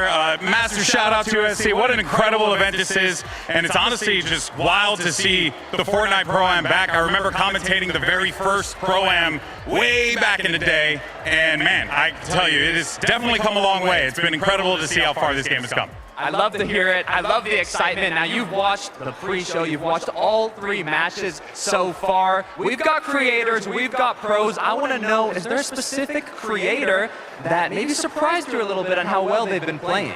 Well, I mean, obviously, I don't know. Can we call him a creator? Stable Ronaldo? You know, I mean, I think he definitely has a little bit of that juice. But no, honestly, it's been great to see all the competitors like really giving it their all. And massive shout out to my boy Cypher PK, because it's his birthday. Passed in many of his events, so huge birthday wishes to him. And also to my boy Courage JD, because that dude has been a thorn in my side for years. So massive shout out to you, Courage. I love you, buddy. But seriously, it's really cool to see all these creators come out for this. I love it. Look, you're shouting out a lot of the OGs. You're familiar with the OGs now. Are you going to put Cypher PK as your prediction? If you have to predict who is going to stay up on top in these next 3 matches, give me a duo. Oh, man, look. I gotta go with Clix after what we just saw earlier. Absolute god-tier performance out of him. But you know what, man? I really want to see a little bit more out of Nick 830 and what was the new guy? Was it Queasy Nick 830? There it is. That's the duo I'm looking out for as well. I'm trying to see them get that victory royale, and I think they're gonna do it after this next game. I love it. You gotta put some respect on Queasy's name, the GOAT IGL of Fortnite competitive. I am loving the action so far. You're loving the action. That is a solid prediction. Any last words before we go back to the desk? Oh man, you know, I was there for one of the first Fortnite events ever done right here in LA. It's incredible to have seen how far this game has come. Look, I think it goes without saying, the community that's come out for this and that's really shown the passion and the love. Like, keep doing that. Keep enjoying stuff. It's important to enjoy things, cheer for the things you love, and have a good time out there. This is really, really a fun time, and shout out to Epic for putting this on. I love it. I wouldn't expect anything less from the icon himself, Golden Boy. Thank you so much, Zeke. You know what to do. Shout out the OG Golden Boy. That's where Booga came from, in case you didn't know. I mean, Golden Boy was just an absolute legend. Thanks for doing that for us, buddy. We appreciate that. And of course, shout out to Cypher PK. Happy birthday. If you haven't already, go wish him a happy birthday. Tweet at him, however you want to do it. Just make sure you say happy birthday. All right. We're kind of getting closer, okay? Closer and closer to kicking back up the competition. The players are having some time to kind of take a step back and collect themselves the last 3 games. Why don't we take a look at kind of our standings and remind ourselves kind of what's transpiring. Because, man, these games have provided so much chaos. And, you know, if you told me, hey, after game number 3, Kanata and Stable Ronaldo would be in first place, I'd be like, bro, what are you talking about? There's so many different names. Why them? And my bad. I'm sorry. I didn't know. Be a little bit of a sleeper start out of the duo, right? I was kind of watching them in some of the games. Stable Ronaldo getting, like, knocked. 6 zone that one game, and then all of a sudden, game number 3, that's where they kind of found their stride, the low ground. They found their zone. Shout out to Kanata for that one. But yeah, I mean, it's no surprise here, honestly. Like, I think everybody kind of coming into the competition, you've got an FNCS winner paired up with an FNCS winner. I mean, come on, what's going to happen? Yeah, I mean, you know, a lot of people say that if you look at Fortnite from 5-6 years ago, it is a vastly different game, especially the competitive side of things. But still, being able to have that competitive mindset, understand what your priorities need to be, and also be able to synergize and communicate with your IGL is very important. I think that's what Stable Ronaldo brings, where maybe a few other content creators fall a little short, is that he understands what it means to be a duo, what it means to be in a team and work together. I love it. We've done something special. We've got some stats from the first 3 games. Let's take a look and kind of see, are there any front runners leading any of these stats? There's a name. You know, it's crazy, Viv. Why don't you just call it that name that seems to be eating up quite a bit of these stats? So I read the first one, right, and I was like, ooh, Alex and Peterbot kind of tied up, and then my eyes went further down the list, and I was like, oh, Peterbot. Most damage done, best damage ratio, most builds, most eliminations. Peterbot, yeah, this is why he was finding himself toward the top of predictions. He's also going down around 8th, 7th place and a lot of those eliminations are kind of earned towards the end game. So for the fact that he has the most damage, the most builds, and the most eliminations, while still not placing that very high, just shows how much of a powerhouse he is. As somebody who pretty much gets to watch Peterbot on a daily, and I love doing so, I'm kind of afraid to say we still haven't seen that Peterbot-esque performance, right? I'm talking about one of those end games where 7 eliminations, you blink, and all of a sudden he gets them. Well, I mean, Peterbot, you know, a completely incredible player in the standard Battle Royale mode that we're used to, and he has just perfected that. He's played everything with it, and I'm wondering, actually, if with it being reload mode, that it's not necessarily facilitating the kind of end game that Peterbot is used to. I feel like he should be pretty comfortable. I mean, we're kind of getting to the end game pretty consistently, right? Every single time we kind of tune into him, he's picking up those refreshes. He's got a grapple gun to work with. It looks like he should be comfortable. Something that we always say about Peterbot is how he conditions the rest of the lobby. Yeah. And I think that this lobby is unconditionable because they are just so chaotic and they kind of just don't care. To quote David, I don't care is what they're saying to Peterbot. I like that, but I think there's a point to that, right? Because obviously the fact that we have all these different things, there's so much chaos, shocks, and people kind of landing back down. You're like, I just eliminated you. Wait, stop, don't come back, don't come back. Like, there's so many different things, and I think there is, because I agree. Normally with Peterbot, we're used to seeing like, oh no, there's 20 duos left alive, it's Peterbot, and then suddenly like, wait, Peterbot won and picked up like 11 eliminations? What just happened? Now, what about creators, right? Who has shown up as the best creator on the day?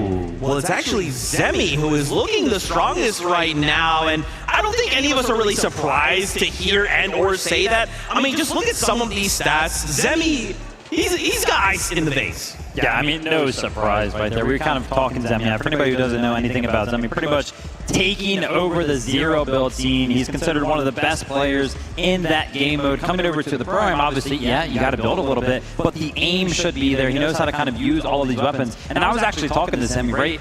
Cooper was kind of gassing him up. He was like, dude, his aim is just like so good. And I was like, well, yeah, because in zero build, you used to people kind of like shockwaving around all of the movement that kind of gets added to zero build. Sometimes you just got to hit those shots of players flying through the sky. He's used to that.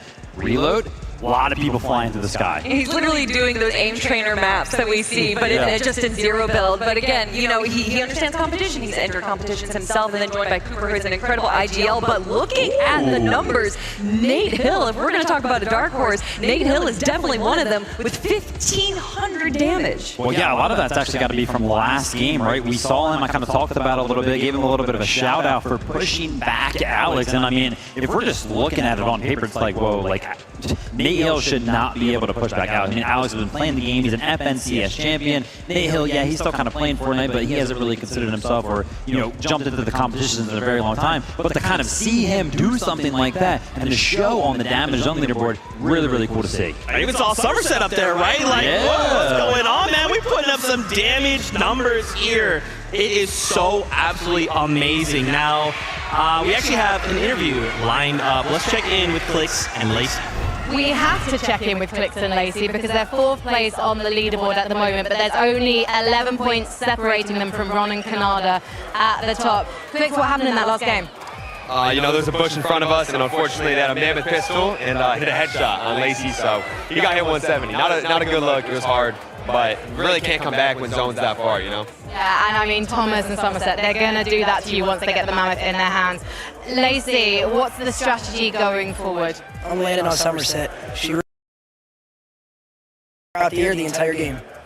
Well, maybe Somerset's listening to this and she's going to be ready for you. It's a W key situation though, isn't it, Clix? It's anyone's game. All you need is one good game and you can dominate the top again. Yeah, I mean, these next 3 games are going to be really aggressive, so it's about just staying on par with the aggressiveness and trying to get many kills as possible. And what's it like knowing that the crowd is on your side? They're always on the side. You guys gotta love the crowd. You love the Clixers, you know? Yeah, I mean, you got used to them being on your side, but you never take it for granted, right? Never take it for granted. Super grateful for them. And what's it like for you, Lacey? Obviously, the former pro player, now in front of the crowd again. Are you loving what you're hearing? Yeah, you know, as a former professional player. He's got like $5,000 to his name. That's a former professional player. Professional player. You know, it's fun. It's my first LAN. The adrenaline up there on the stage, it's a lot of fun hearing the crowd and seeing everybody cheering us on.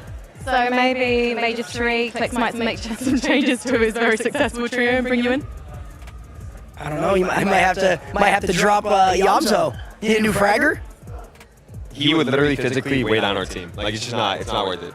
That's such a shame. But you know what? We got a game. We got to go. Let's call it. It's the last dance against out. Oh god. Wow. That is crazy. There's the engagement form we were looking for. There it is. There it is. Obviously, you know that they're excited. Obviously, that's again, that's a character. That's being characters. That's them being characters. What did you say? Oh, it has to do with the VOD review. Okay. Well, I'm gonna be honest. You know, you're talking about excitement, and we just saw Clix and Lacey backstage. A lot of people are coming to the stage right now. I'm guessing that they might get a little bit more excited in the audience when we do see Clix and Lacey come out. But I just love to hear from Golden Boy that Clix really surprised him, and I think you know, a lot of people kind of just, for whatever reason, see Clix as a content creator first and then a pro player second, but he has just brought so much to the table in Fortnite competitive over these last years. Absolutely. Let's take a look at some of the stats. I mean, you know me. I love stats. It makes things very, very simple. Peterbot leading the charge right now. 2.8 damage ratio, almost 5K damage done. Look at the eliminations and, of course, the current place. But again, Kelly, you kind of called out. Yeah, they're kind of hitting these good stats, but that placement isn't there. Yeah, and I think a lot of that, again, goes down to their game style is going for these like early game aggressions and then translating that into this end game. And I just think that typically we kind of can see them go for low ground aggression and then go for the high ground right when the moment's right, but they haven't been able to find that right moment. Peterbot, obviously with Aussie Antics, just seems to be struggling a little bit in that end game there, Vivid, but I think that there is definitely a possibility in these last 3 games for them to recover. Yeah, I mean, no surprise that we see Peterbot kind of at the top of, you know, being that quote-unquote best player right there. He just always is so good. It's pretty much like that sole reason why he was, you know, finding himself toward the top of some of these prediction leaderboards. Yeah. Hey, Lucifer, what are you doing? Do you want to come over? Do you want to come over and say something? Do you want to? Yeah, I know. Yeah, do you want to hear? Why don't you throw those headset on?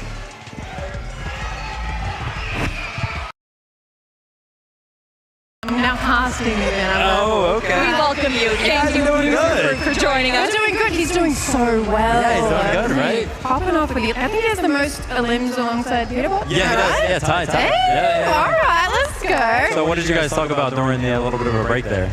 About, you know, continuing to get the most of limbs. Oh. You know, so like placement's cool, winning is cool, but like limbs are fun though. Is there a player that you're looking to eliminate in particular though? Me personally? Yes. Somerset. She's wearing my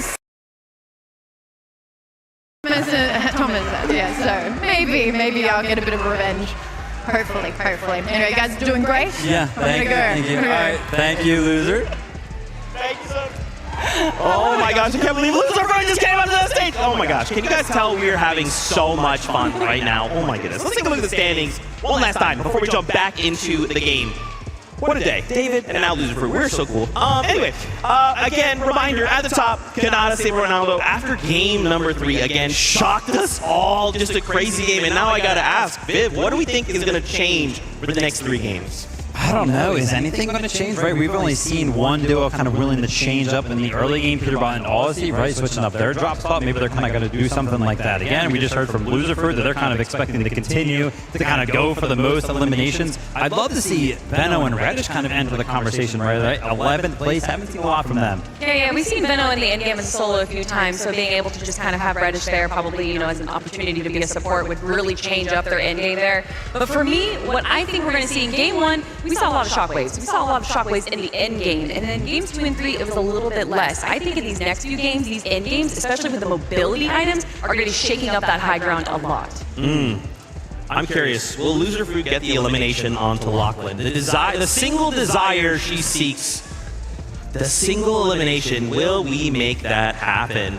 Speaking of course, of other conversations, could we see Thomas HD and Somerset get a victory royale? I mean, Lucifer's talking her up.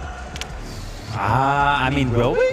I think we definitely can. I think Thomas HD and Somerset, we saw Somerset on the leaderboard there for creators when it comes to damage done, so they're obviously playing pretty well. I would be curious to kind of see the leaderboard for damage done amongst the pros, because I would be not surprised if Thomas HD kind of found himself there. So, I mean, they're doing good in that department. They just got to kind of find themselves in the end game, kind of stick together as a duo.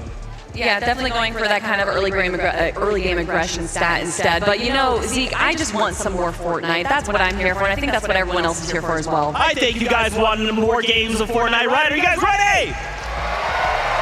Masters takes it in the game. But we've had enough of a break. The players have all had an opportunity now to revisit some of those first 3 lobby strategies, Jacob, and the revisions have got to come through heavy because some of these teams outside of that top 10 leaderboard, you know they're going to be looking to overtake. Yeah, no, during that break, I got a chance to chat not only with some of those players, but with some of the spectators as well, and it's been an agreement. This has to be one of the most fun tournaments that we have seen in a long, long time. The action for the first 3 games were absolutely impeccable, and I expect it to heat up even more because even Cypher PK in one of those interviews said our game plan probably get more aggressive. It's definitely a sea of Dream and Merge and Xset out there. So Clix, Lacey, they've got to continue trying to deliver some Victory Royale, see if they can hold on to that first place position. But we've got Game 4 on lock and ready to go.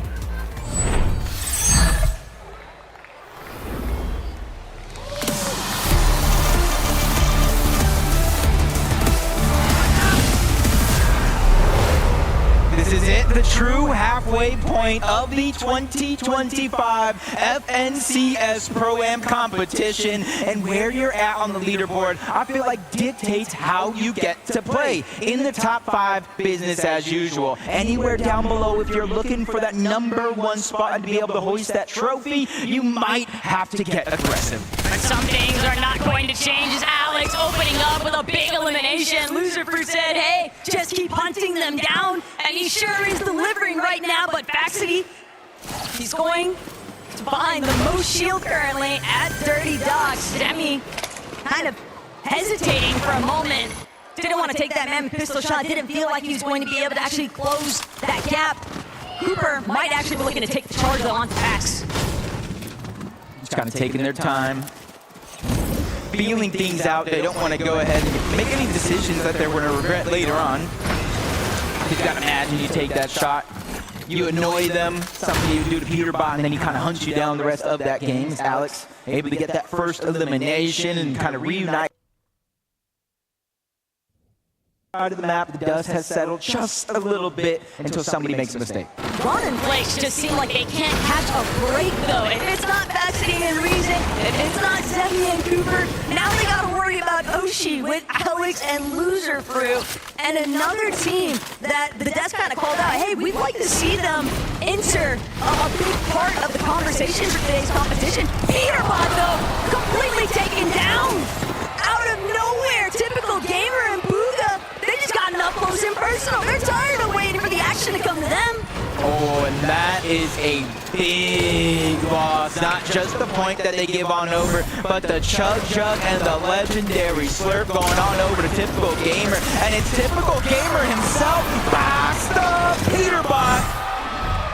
Oh, you know Pete's mad. You know Pete's not gonna let that slide. Booga, Typical Gamer, y'all better watch your backs, because if Pete gets onto the playing floor, it's going to be disastrous. But Mr. Savage, absolute catastrophe for him too. Koyota and Captain Shota, they're opening up big swings here. One elimination onto Savage now means that the exposure is so detrimental here. If Savage doesn't get a chance to actually touch base. Yeah, especially since he just rebooted right in front. They know Lachlan is going to be nearby.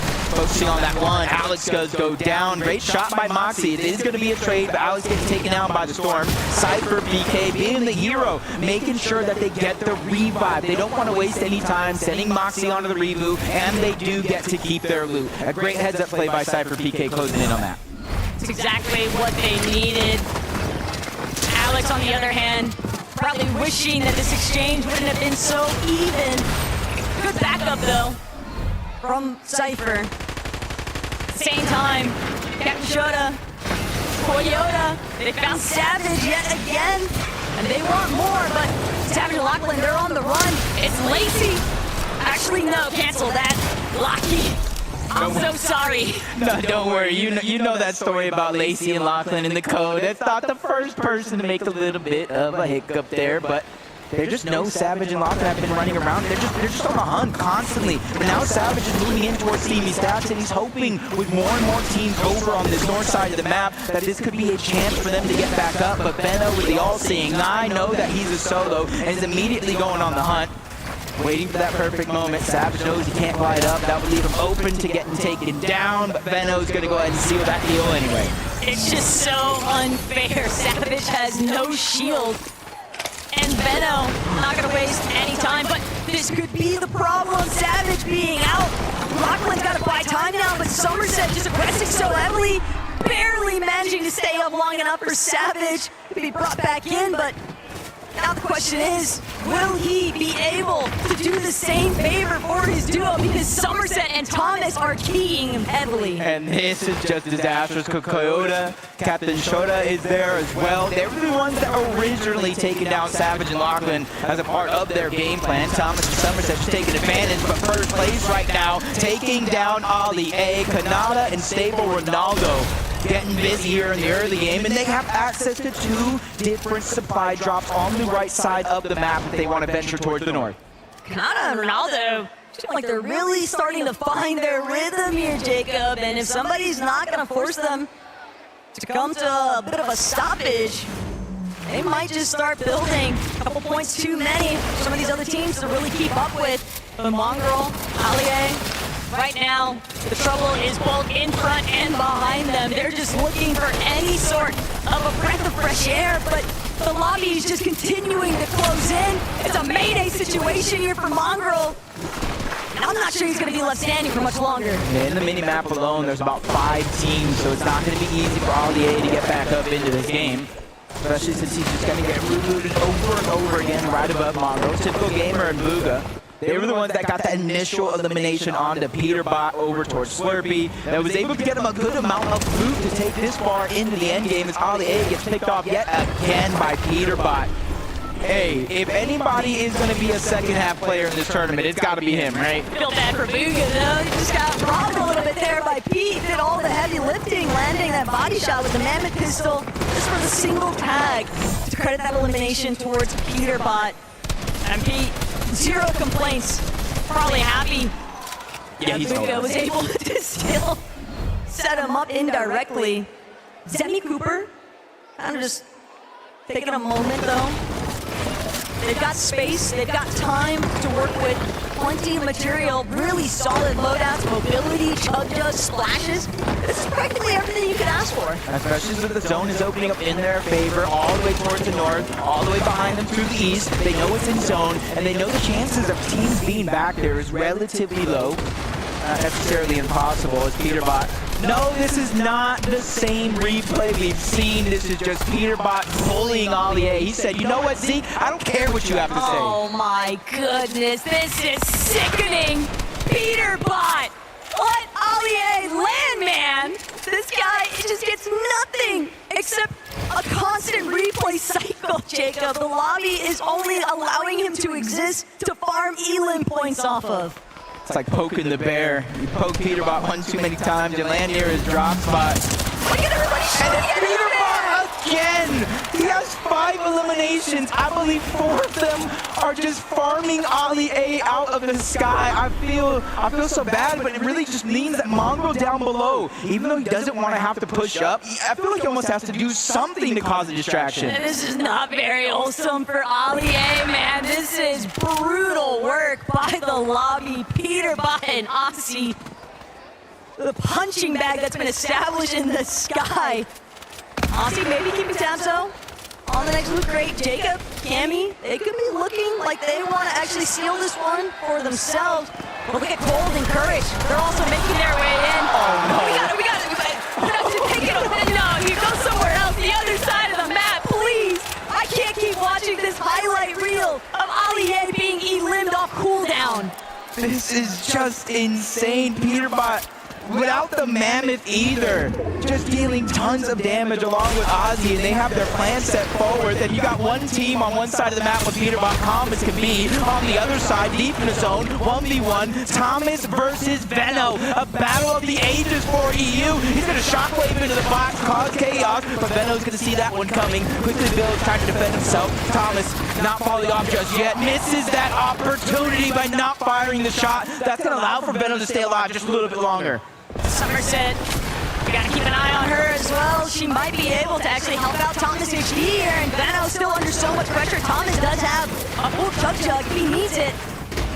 and he's going to have to opt for the Chug Jug. But Benno doesn't have any whites. He manages to just barely find a handful of bandages inside the Steamy Sacks, but Thomas, he's putting on so much pressure. He doesn't want to let Benno get any kind of healing off. And sure enough, Benno, he just had the clock working against him.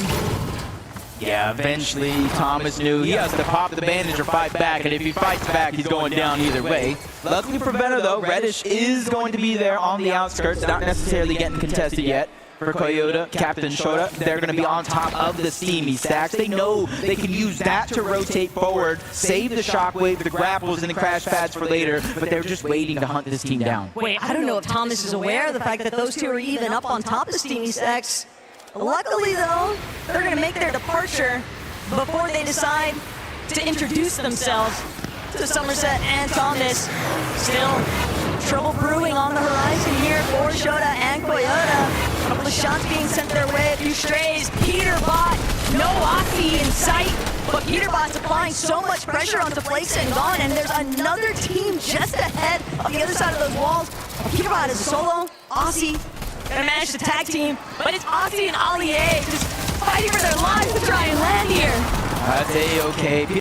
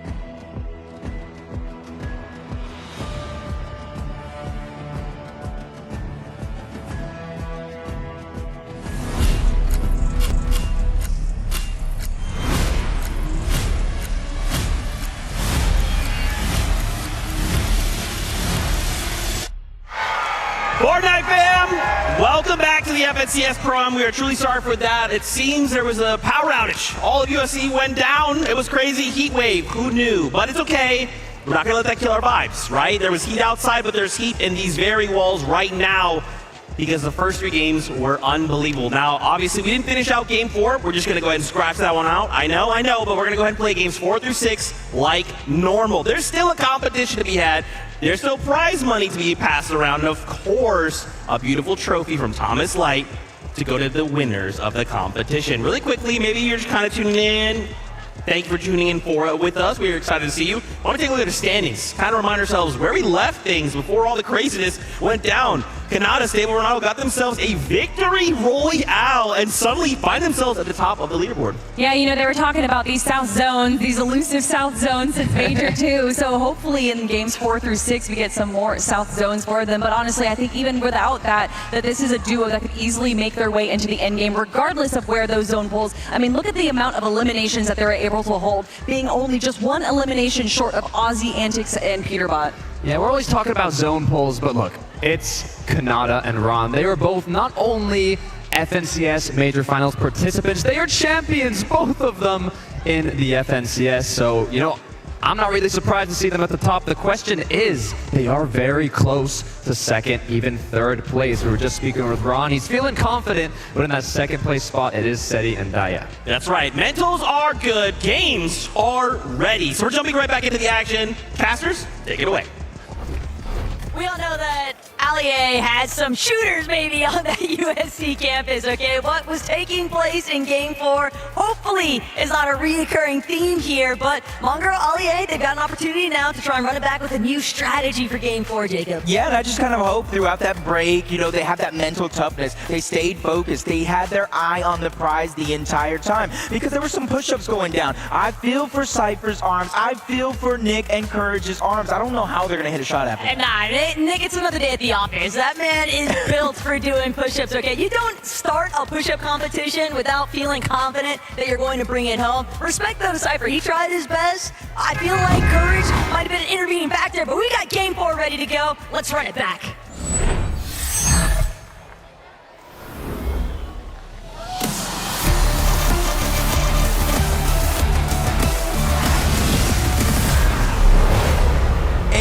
We are back for game number 4, the second half of the day. And honestly, from what we've seen before everything happened, we saw a little bit more confidence going down around the entirety of the lobby. Obviously, kind of helping those players that are a little bit more down on the leaderboard than we kind of guess. Steamy stacks, so Mano, Reddish, they're going to be the first ones to touch ground, and Mano immediately trying to pan to a separate direction, trying to see if there's anybody that he can look to take out. Reddish, slightly different mentality, wants to just prioritize that loop path. I just saw it in the feed too. It looks like Booga is getting his hands dirty this time, taking down Peterbot early. Mongraal getting taken down by Nikov, and you're just seeing a lot of these contested fights break out relatively early in some portions of the map. But for Zemi and Cooper, they are one of the few teams that have the most practice as an entire duo. They know how they want to play. They know how they want to approach the situations. So no matter what happens in and around their drop, I don't think they're going to get too antsy too soon. On and Flakes.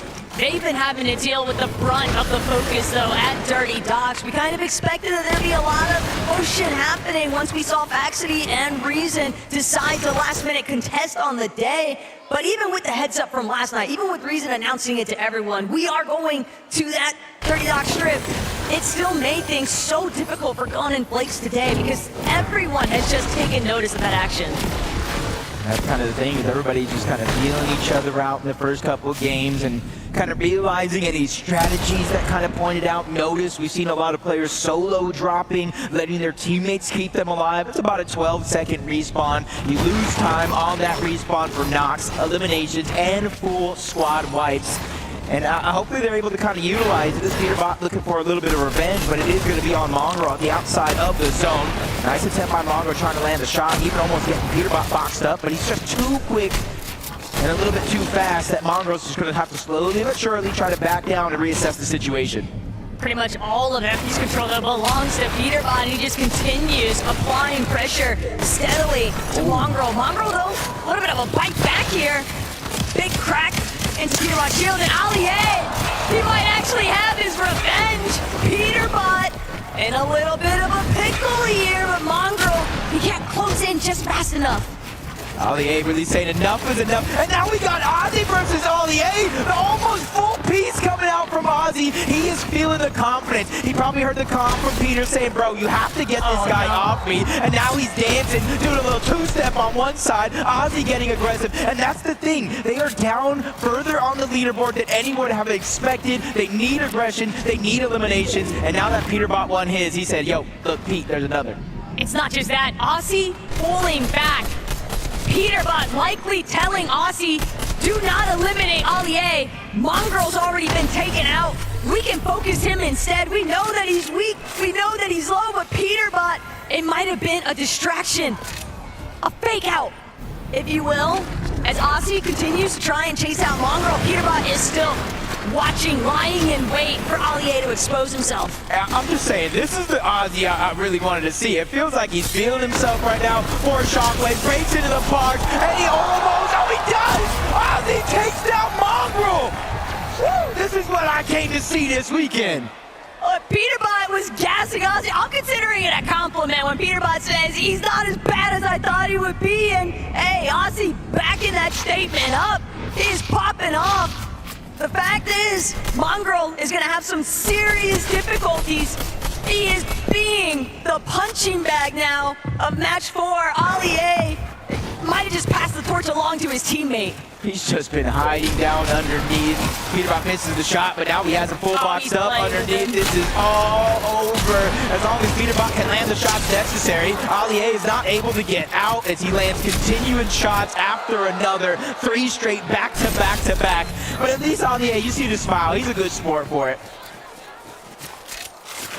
My heart hurts every time Ali A gets eliminated at this point, Jacob. You gotta feel for them, but Mongrel's at least still alive. Aussie has opted to pull back. Slurpee still a little bit in zone, but this is the early game. There are still some recovery methods that could take place here. Don't want to count them out just yet, but it is going to be a very rough uphill battle for Ali A and Mongrel to find their momentum. And at the end of the day, honestly, it doesn't matter how many times you go down, as long as you can go ahead and get elimination from yourself to keep it relatively close. Nobody chasing them this time around, so Ali A and Mongrel will have a good opportunity to load up over on the eastern side of Slurpee Swamp for now, until they get sniffed out by any of the competition. But I also did see Somerset getting taken down in the feed by Savage and Lachlan not too long ago, and she's forced to reboot. You notice she's not in the zone. She knows there's safety, there's time towards the outside, and that's exactly what she's doing.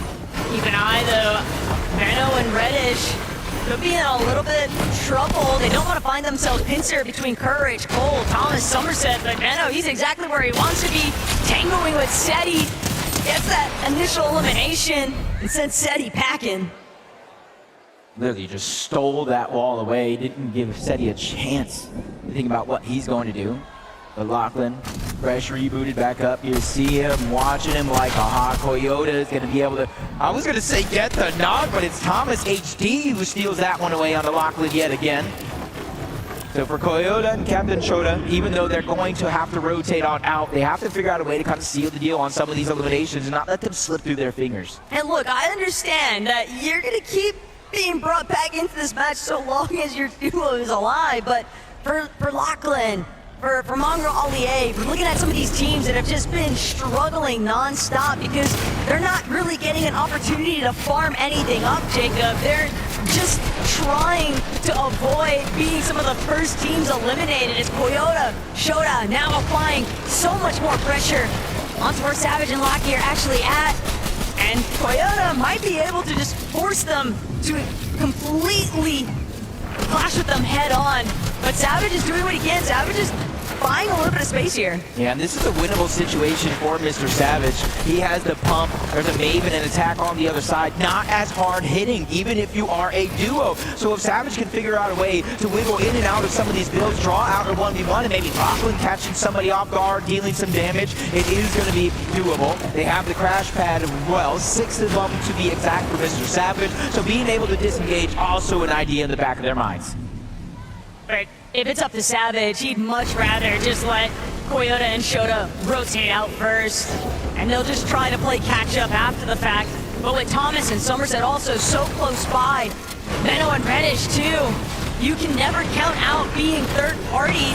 So as aggressive as Shota and Koyota want to be, they're gonna immediately jump into Lachlan's box one more time. He is sent back to the reboot cycle, and this is where it gets very difficult because now Savage shooting at the crash pad, even trying to ensure that nobody can give chase, but he's just so low on material, Jacob. He is fully just bailing out. Yeah, he's going over towards Stevie. He has to look for scraps, for bandages. That's going to keep him alive for a little bit longer. But if he doesn't find anything from here on out, Savage will go down yet again, but at least he's given a chance to get Lachlan back in the game. Somerset, Thomas, they got that one elimination from the backside of the zone. And this is a strategy, talking about Thomas and Somerset. If they go down early, they will not be afraid to stagger themselves back in the zone because it's Slurp Rush, Taco. There are so many barrels to get that HP back up. For sure, but even then, you don't want to keep allowing other teams to farm those individual elimination points off of you. And one team that certainly hasn't had any difficulties hunting for those elims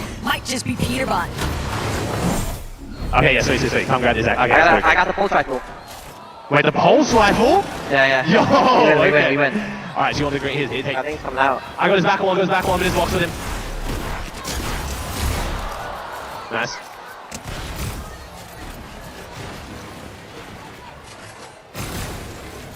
That's not someone rat on me, but that's shown. Nice, good stuff, bro. You want me to come over and help you?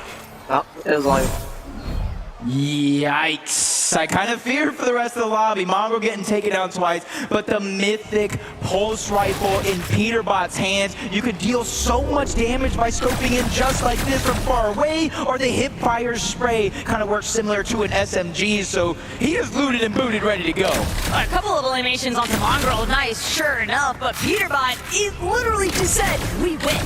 That is how confident he feels having this weapon at his disposal, Jacob, and the rest of the lobby, understanding the impact he might have, they're not going to try to stick around Slurpy Swamp much longer. They're all just trying to immediately rotate around it, but Thomas, the highlight reel is back with this mammoth pistol. They've been trailing behind Koyota and gotten Shota for so long, and now Shota, Koyota paying the price. I really believed in Thomas hitting that last shot at the last second. I thought it was going to be possible, but those are the dangers that you face around the entire lobby. If you kind of just get caught off guard for a second, the Mammoth pistol, especially a headshot, can change the game around in the blink of an eye. Zemi and Cooper, they have such a good loadout, at least in the former global championship tandem. Cooper, Zemi's there. Zemi, no stranger to third-party style events. He has some big wins under his belt as well. Saw for a moment there, caught a glimpse, Peterbot Aussie just looking to take an elevated peak position over Slurpy. They've got a pretty good idea of where some of the other teams are trying to rotate through. Queasy, Nick, a little bit more towards that front side of zone. Burnley, Box, just on a slightly hill position. And Kanata, Ronaldo, they're just waiting for the traffic to come their way. They'll be more than prepared to look for those eliminations, but they want to prioritize the positioning. You see Captain Shota just getting taken down yet again. Peterbot's the one that's going to clean up the elimination, but I believe the point actually does go over to Cooper and Zemi. This is zone 6, 10 seconds left. Reboots will disable, so anybody that is eliminated now on respawn will have a chance to get back into the game. But Taco, as of now, reboots are disabled. And that might just be worst case scenario here for Shota. He's trying to just swing around. Fortunately for him, a little bit of indirect assistance from the lobby. Peterbot, punished, loses half of his shield while trying to take those pot shots at Shota. And that is a big saving grace. But it might not make a difference for some of these other duos looking to rotate around Slurpy. Booga, typical gamer. Gotta be wary of what's lurking above. Hey, Peterbot just continuing where he left off, just farming elim after elim after elim. Zone pulling towards the northwest or northeastern side of Slurpy Swamp here. Kind of back home for Peterbot and Ozzy, but Persetti and Gaia They have a decent rotation. They can one-hop it to the front side of the zone. They can sacrifice the HP if they want to try to take some high ground. But for now, they're just trying to take it slow and steady. 7th zone, 5 more to go. You don't want to bite out more than you can chew at any moment. And look, it doesn't need to be flashy. Versetti and Daya, they found a lot of success with consistency by just playing to their team's strengths. Both of these players are competent. They've got a decent amount of LAN experience and just in-game competitive knowledge, and they're letting it be put on full display here currently. Savage and Lachlan, they've been working a little bit chalked since that early start, but Shota just cannot escape Peterbot's vision. Peterbot just entirely too high up. The advantages are so steep, and that's going to be Shota knocked one more time by Peterbot. Ozzy knows his responsibility. Let me just keep the material count high. Yep, they're on the high ground right now, and that resource management is going to be crucial if you're looking to take it and keep it from zone to zone to zone and not really have to use the shockwave. Underneath, though, Cooper, Zemi, they do have the front side of zone already underneath their grasp. They have the luxury to be able to wait here, Taco. They can wait for it to open up, shockwave to the front side of zone to keep their position, or they can use their materials and tunnel their way there. But some of these teams that were leading towards that top end leaderboard in our top 3 position, they've got to be getting a little bit nervous seeing that elimination feed constantly light up with Peterbot's name and Clicks. He's got a whole slew of problems right in front of him. Cooper and Zemi nearly taking him out. Lacey still a little bit left behind. Can he reunite? Crash Pad gonna catapult him straight to the front side. He's building, he's boxing, but that's his last splash. Now he has to wait for Clicks to play catch up. Now, at least they've reunited into the same box. Clicks now taking charge, even giving up some of the heals on over to Lazy. They might have shockwave out of zone one game, but they won't want to make that mistake again, especially with the leaderboard this close. Reason getting a pair of eliminations. Stable Ronaldo now left by himself with Kanata getting taken down, and he's somebody, we talked about his experience. He has a ton of it, but how much is it? It's gotta be enough, Jacob. If anything, Ron's familiar with pressure, so he'll try to let that experience carry over into this type of solo clutch, but clutching is going to be so problematic. Everybody just getting so congested outside of Slurpee, and with Peterbot and Ozzy fully controlling the flow of this lobby, we saw Baxity for a moment, but it was only just a shockwave, a crash pad. Everybody trying to just stay one step ahead of the pack. It's going to be extremely difficult for anybody to look up and try to contest it because of that mythic pulse rifle. Just constant pressure coming down from Peterbot and Ozzy. Everybody can feel it. And even Peterbot's just going down low, making sure to reconnect. The FNCS strategies are coming out in full force. That's how serious Peterbot's taking the second half. And look at Ozzy from behind playing that supportive measure too. Peterbot, he's got open season on the rest of this lobby. All of these mid-tier, low-ground layers just getting smothered on top of each other. Peterbot and Ozzy have a full chokehold on this lobby right now. But typical gamer, Booga, they're looking to try and make their debut. They're targeting their way through that secondary height. And Ozzy, he's going to be forced to actually pull back. Took a little bit too much damage. He's going to have to wait for the heals to pan out. But now, Queasy still alive as a solo. Shockwaving, destroying some builds, but giving him a little bit of cover to look through, but Lazy spots him out, gets the elimination. 10th zone, placement points have not even set in just yet. 11 teams still alive, relatively loose with a couple of players playing as solos, Booga being one of them. Lands a good shot on the Courage, but not enough to get that green light to go. Cooper, Zemi, they clean up Lacey, leaving Clicks by himself, and this is where players are falling left, right, and center. Clicks might be one of them because he's feeling the pressure. And Clicks, he only has 2 builds left. Make that one build and a dream. Doesn't even get a chance to heal. He's gonna be taken out before he can continue trying to build up those placements. Zemi, Cooper though, one of our few healthy teams on the low ground, but can they escape Peterbot's vision? That's been the real deciding factor for so many of these teams. Courage also scrambling right next to them. Cole taking out Reason though. Very big troubles, very huge scenes though, as Courage finds his own elimination onto Jacob. He just wiped the full duo out of the lobby. No Siphon though, so 30 HP. The necessary time for that Chug Chug to pop is now. Peterbot slowly but surely dropping down. They realize this one is all but over in their favor. 2 Shockwave, half a Chug Chug as well. More loot being passed up, and now they're contested. Flakes and gone, they're going up, but Peterbot's going out. He got the last grappler. He makes his way back to the zone. This is why he is king. But Peterbot, he's got to get his way back towards where the zone is actually at. He doesn't want to find himself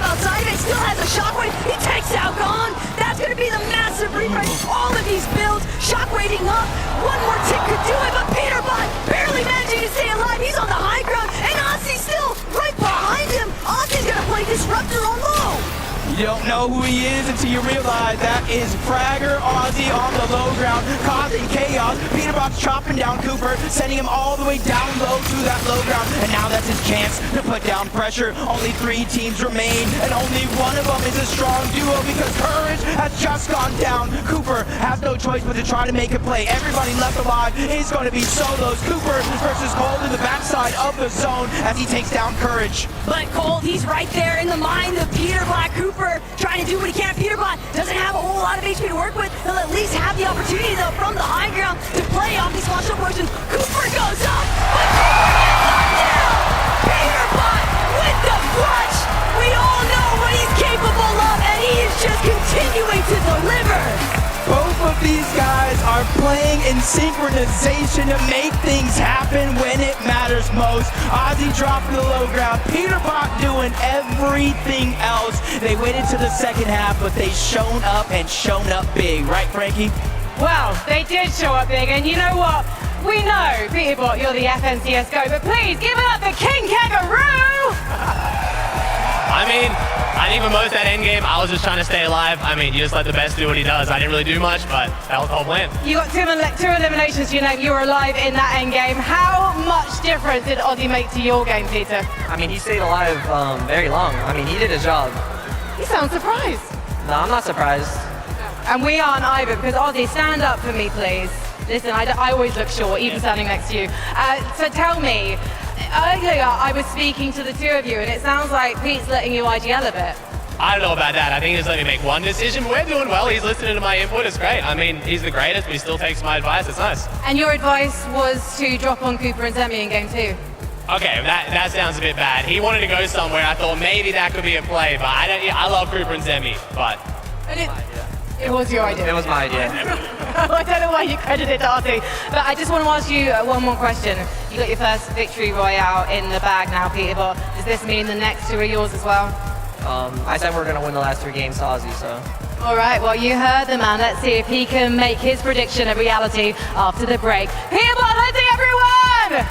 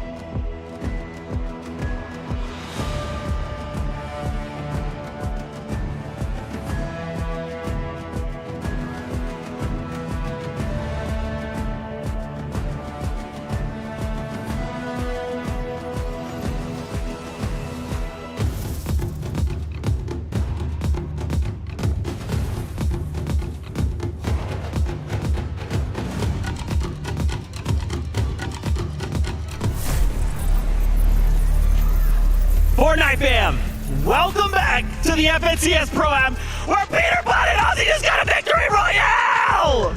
Yeah, Zeke's voice is a little rough if you can't tell. He's quite excited. I'm gonna pass out, that's crazy. What in the world? Okay guys, I knew Vivid was up here during this little game, all right, while we're off camera, and we both kind of looked at each other. There's a very key moment in this game. We tune in to Peterbot very, very early, and I said, Vivid, what's that yellow gun there? He's like, our dog, are you talking about the Mythic Pulse? I'm like, wait. They start the game with a Mythic Pulse? Game over. GG's. I love that you bring up the start of the game because honestly their domination was all the way from the beginning. Peterbot going after Mongraal, Ozzy also going after Ali A, but there was a moment there where he could have gone more on the aggressive of Ali A after Mongraal was down, and you could see them talking to each other.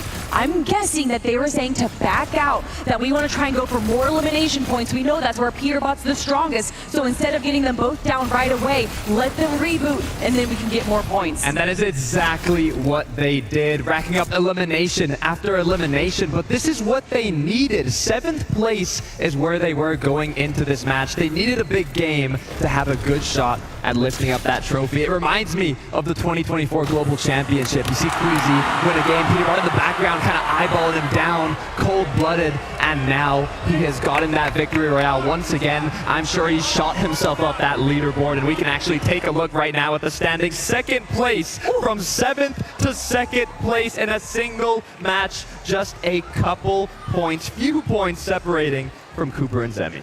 3-point difference between 1st and 2nd, 2nd and 3rd. Zeke, we just have 2 more games left and things are so close. Oh my gosh, we have a listen in from that game. Let's take a listen. We're putting on a flippin' show. Let's go, bro. Let's heck and get him. Oh. You can come with me if you want, but like I don't think you'll need to. No, dude, you're chill. You do you, bro. You do you. Yeah, Be great, man. Be great. You good? Yep. Tap on. Bro. I just want to put myself between. I'm just going up, bro. Kill him. Did he go underneath? He went underneath. Try I'm to shot shocking me. on him. Kill him. Nice, bro. God. Let's go, baby. I'm sorry, Marvel. 2 slurp.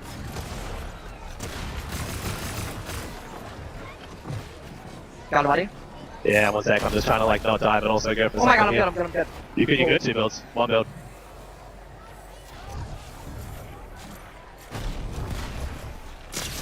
Bro, you're crazy. Let's go, bro. Oh my god, bro. Bro. I just cannot believe in that moment when the shockwave back up the high ground. He's literally getting eaten alive by the storm, and he should have gone down. I'm talking milliseconds there before he just finds his way just barely outside his zone and then goes on to win that game, Kelly. Also, is Ozzy Antics better than Mongraal and Mr. Savage?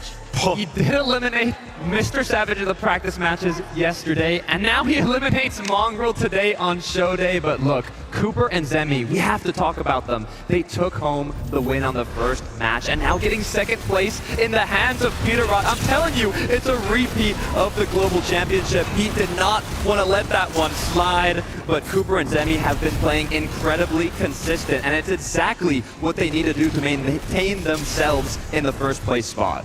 To be in a final 3 teams and to literally be a solo player against Peterbot and Ozzy and Cold and Courage and to still have your composure, that is why Cooper is a global champion. And to get 2nd place as well, to get these eliminations, just leading them to victory. And although it is a 2nd place, if you are going to be in this solo situation, this is a best case scenario. Any other player gets hit by that shockwave, but it had to be Peterbot. It had to be Peterbot, and it took Cooper half a millisecond to get eliminated.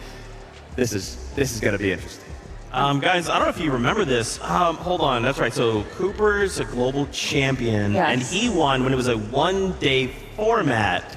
So could we see history repeat itself? I think that is definitely a likely possibility, especially looking at the stats there from Cooper. An average placement of 3.2 19.8 out of 20 teams is a pretty dang good placement. Definitely good odds. We do have 2 more matches to be played out, so all they have to do is keep it up. But look how close it is. You said it, 3 points from first to second, and right behind them, we can't put them out yet. Seti and Daya in 3rd place with 41 points. This is still anybody's game. Where are they? Like, what is going on? We're never seeing them, and yet they're in 3rd place? No, we see them. We see Seti a lot in the end game as well, and obviously Daya being an incredible competitor. We do see them, honestly, frequently in the end game, so it doesn't surprise me too much to see them in 3rd place. I think what we should have seen is their names a lot earlier in the people's predictions. A lot of people just kind of overlooked them, and obviously they're not going to be overlooking them now. They are so stealth mode right now. I mean, this is crazy. Also, Cold encouraged JD in that last game. Courage said, half break? All right, I'm waking myself back up. In case you guys didn't see, he was out here doing push-ups not that long ago and then goes on to put on a performance like this. Okay. I think he needs to do push-ups more often in between games. I think that might honestly get the juices going because he was doing such a good job there following Cold T to T, box to box, doing such a good job running that low ground, getting so many eliminations and kind of just pushing everyone else out of the way. I'm actually loving this so much from Courage. I want to repeat what we said before, but Courage literally played more tournaments this past week than he had from 2020 to now, and he is keeping up with Cold. He is staying together with his teammate. The chemistry is looking amazing, and I am honestly incredibly impressed with how they've been performing. Look, Courage is an OG, all right? This guy has been around competitive play for a very, very long time. And I can just, we definitely appreciate that he's been putting in that work, and it shows. Like, obviously, when the camera comes on, he's gonna be Courage, right? Loud, funny, gonna make you, laugh every single time. But when that bus launches and he jumps out, it's serious time. No, I mean, we saw it from even 2 weeks ago. He immediately started practicing as soon as we saw I think he got a little nervous when he saw that Cold, the reigning Major 2 champ, was announced. And he wanted to bring the energy that we're seeing right now to all of you to prove to not just himself, but to everyone that, yes, I might have been the 2nd place Fortnite first Pro-Am, but I'm here again and I haven't dropped anything. It's what you love to see from the 2018 Pro-Am 2nd place, now once again here in 2025. He talked about eating 12 bananas. He talked about the push-ups. Maybe it's these routines that are helping him out, but all we know is we've got 2 games left and they've got to make it happen. Dude, I don't even know how this ends, right? Again, with moment to moment, this could change. This could be mad chaotic. I mean, I'm still, where is Clix and Lacey, right? We kind of saw that last game. Lacey did kind of get picked off, kind of got cornered there for a situation, but Clix is still being Clix, right? This is still looking like Major 2 Clix. You cannot put anybody out of the competition. We saw what Peterbot and Ozzy just did. They went from 7th to 2nd place, almost first in a single match. They're still in the top 10. All they need is 1 good game again, and they are more than capable of getting it. Yeah, still being in 7th place right now. I mean, if you look at the points, they're about 18 points below, which is obviously a big chunk, but we know that Clix can really lock in. We've seen Clix go for those W key games, so I definitely think there's a possibility of them to jump up the leaderboard, just get a few more elims and points, and set themselves up in the top. I'm curious, do we think that with 2 games left to go, I mean, clearly the competition is fierce. Do we just say, that's it? Everyone swap up your drop spots. We're going for the first place. We're landing on them. We want to win. Let's take them out. And then suddenly, we're feeling like that invitational once again. I mean, if everyone changes up their drop spots, then no one changes up their drop spots, right? I don't know if that just kind of makes everything. I'm up for it. Okay, Alex kicked it off, kind of splitting up with where Loser Fruit was dropping. So maybe, in the last game, I don't know if this next one, but maybe the last match of the day, we'll see something interesting. How have you guys been enjoying this? I mean, this is just so chaotic. What's crazy too is like no 2 games have felt like the same, and sometimes in the emphasis forget that, right? It's like, oh, high ground win, okay, high ground win, oh, low ground win, and it's similar, but this is just like, you look over and you're like, okay, I guess Peterbot just has a mythic pulse, I don't know. I mean, we keep talking about these practice games, and what we saw was a lot of heal-off potential, and I think a lot of these players initially in games 1 and 2 had a lot of heals going into the end game, but I think they're starting to realize that this is more, I don't think we've actually seen a heal-off just yet. It's been way more aggro. I honestly thought there was going to be more heal-off, especially looking at the practice games from yesterday. It's what I thought might happen, but we haven't seen that. Even Cooper and Zemi in the first match were saying, Cooper said, you know what, we don't even need to go high. Let's just drop low. We'll get more eliminations. We'll get more opportunities, and it's working out for them so far. Cooper and Zemi, man, they are just so good right now. I also did want to highlight in that last game, we got to finally see Thomas HD and Somerset. Thomas HD with that gold mammoth in hand, and I thought, guys, this is it, game over, but it's a very difficult competition overall, right? I thought it was just going to be put a mammoth in Thomas HD's hand, but bro, there's just so much talent literally in every single corner of this map.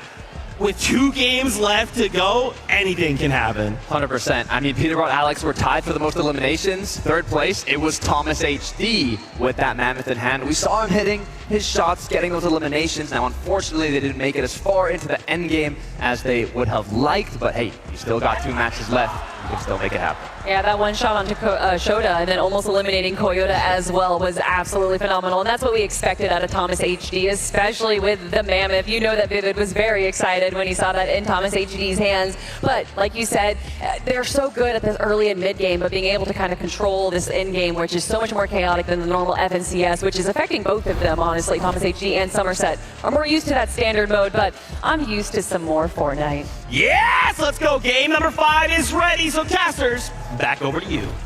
Thank you so much. And with 2 games left, one of the biggest things I've noticed while looking at that leaderboard, this isn't as elimination heavy as we thought it was going to be. It's come down to straight consistency throughout these 4 games. You say that, but when Peterbot and Aussie are in the lobby, especially Peterbot, eliminations might actually be the real recipe for success. But we got game 5 ready to go.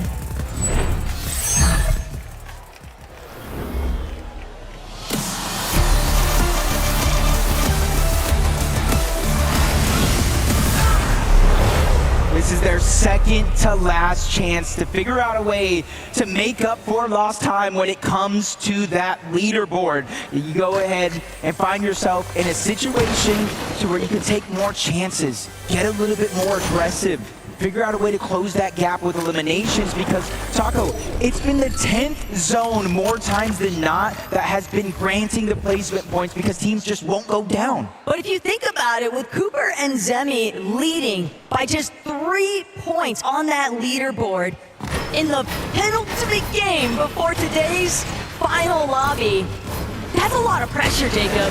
Even for a seasoned competitor like Cooper and Zemi, it's still just so much bearing down on their shoulders, but they've got to see it through. Yeah, especially if you're in first place, trying to play your game calmly, cool, collected, and then you just see the name in the feed lighting up with eliminations. It's almost going to force some teams to get more and more aggressive.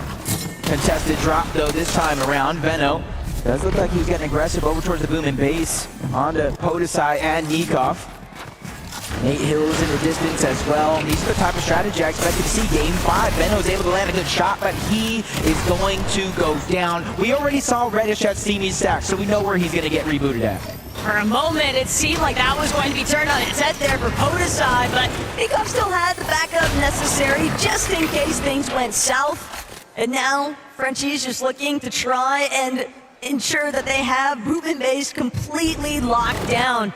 Veno dropping back in, though. Probably just happy about the fact that he wasn't beamed out of the sky like we've been witnessing so often here today. Yeah, and I've already saw on the feed, we got Mongrel, Ollie, both going down respectively. But there's just so much action going down. Let's jump into Vacity and Reason. Nice. Oh my! What happened? Oh my god! I got the luckiest thing ever! Out of every exotic weapon! Okay, nice. Oh my god! Oh my gosh. Is that like a 0.00001% chance to get every exotic in that one chest? They gotta be the ones to look at for this game. Not even 1 in a million, like 1 in a billion odds there, it seems like, Jacob. But that is everything just completely dropped at Reason's feet. Him and Vacity have got to pop off this lobby. There will never be a clearer sign that this is your game. And remember, Vacity said it himself earlier when we were talking to him. We're gonna bring home at least one. Please let it be this one. This is their best chance with the loot that they have, as Alex just getting aggressive time and time again, fresh off the reload, but he gets taken down yet again. Loser Fruit barely have gotten enough time to reload back into this game before Alex going down. They're just kind of hoping, they're praying that they got some sort of landing spot to go ahead and land at, and then maybe they can worry about loot. But Regs saw the reboot. She's going fresh after Loser Fruit. And Regs, she might have even alerted Flakes and Gone that their prey has now been fully intercepted. They're gonna opt to just prioritize farming up a little bit of material, taking a moment to pause here, really scope out the scenery. But a little look back sees on what was taking place with Ronaldo and Cypher PK completely cornered by Kanata and Ron. A real strong tag team effort. Yeah, and you see that box was literally on fire. There was no way for Cypher to really escape besides going at him, and almost looks like he got farmed again by Ozzy this time around. Moxie's trying to stay alive, get these reboots, but this is the last place on this entire island I would want to try to stay alive to get the reboots, because Cypher is getting the Ollie treatment. But Cypher will manage to escape Peterbot for the time being. How much longer, though? Ozzy just gonna continue the conversation instead of pick up where Pete left off. That's some heads-up awareness from his duo mate, and that's the kind of chemistry that we've been witnessing come out really strong for Ozzy and Peterbot at times. And Jacob, 5th matchup, 3 points away. I cannot emphasize on it enough, because that is such an easy striking range. Only 3 eliminations, and they've already got like 2. And right now, you started as a 3-point game, like you just said. Well, guess what? It is literally a 1-point game, barring if Cooper and Zemi don't got elims, as Moxie lands a good shot onto Ozzy, but it's Peterbot the one you have to worry about. He dives straight in, gets the elimination, and he's just showboating yet again. Peterbot is putting on a show today. This is where that mental fortitude's got to come into play for some of our competitors when Peterbot is just non-stop emoting on everybody's body. And Savage, he might be next in the lineup if he's not careful, but it's Mr. Savage after all. He's going to have a little bit of bite back. Pete's got to be wary. He can't just openly aggress into Savage's box. He might even shift his focus towards Savage's duo mate, Locky. He's got to stay closer to where Savage is at. Peterbot come overhead. Peterbot cracks Savage's shield entirely. Peterbot knocks Savage, and that's just another elimination added up.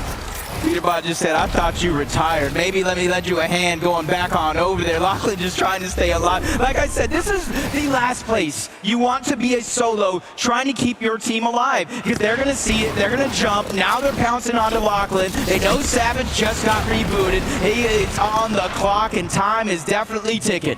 But it doesn't even matter what's happening here for Lachlan and Mr. Savage. More importantly still, Cooper and Zemi. You've got to be panicking a little bit. You're watching that lead get completely flipped upside down because Peterbot and Ozzy are just relentless. They are farming Lachlan and Savage, and one more elimination off of Lachlan. Peterbot with 4 already. There's got to be some form of a disengage, but Savage will meet his end. A full duo wipe.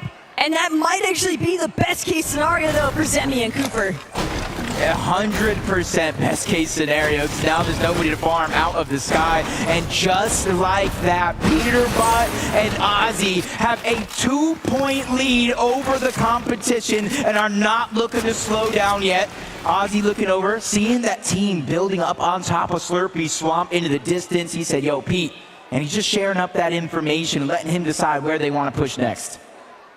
Never count out Clix and Lacey, though. They might want to be the first team to possibly repeat Victor Royale 2 on the day. And I like the fact that they're playing with so much patience. They don't need to do anything reckless. They've scouted out that Lucifer and Alex are on the bridge.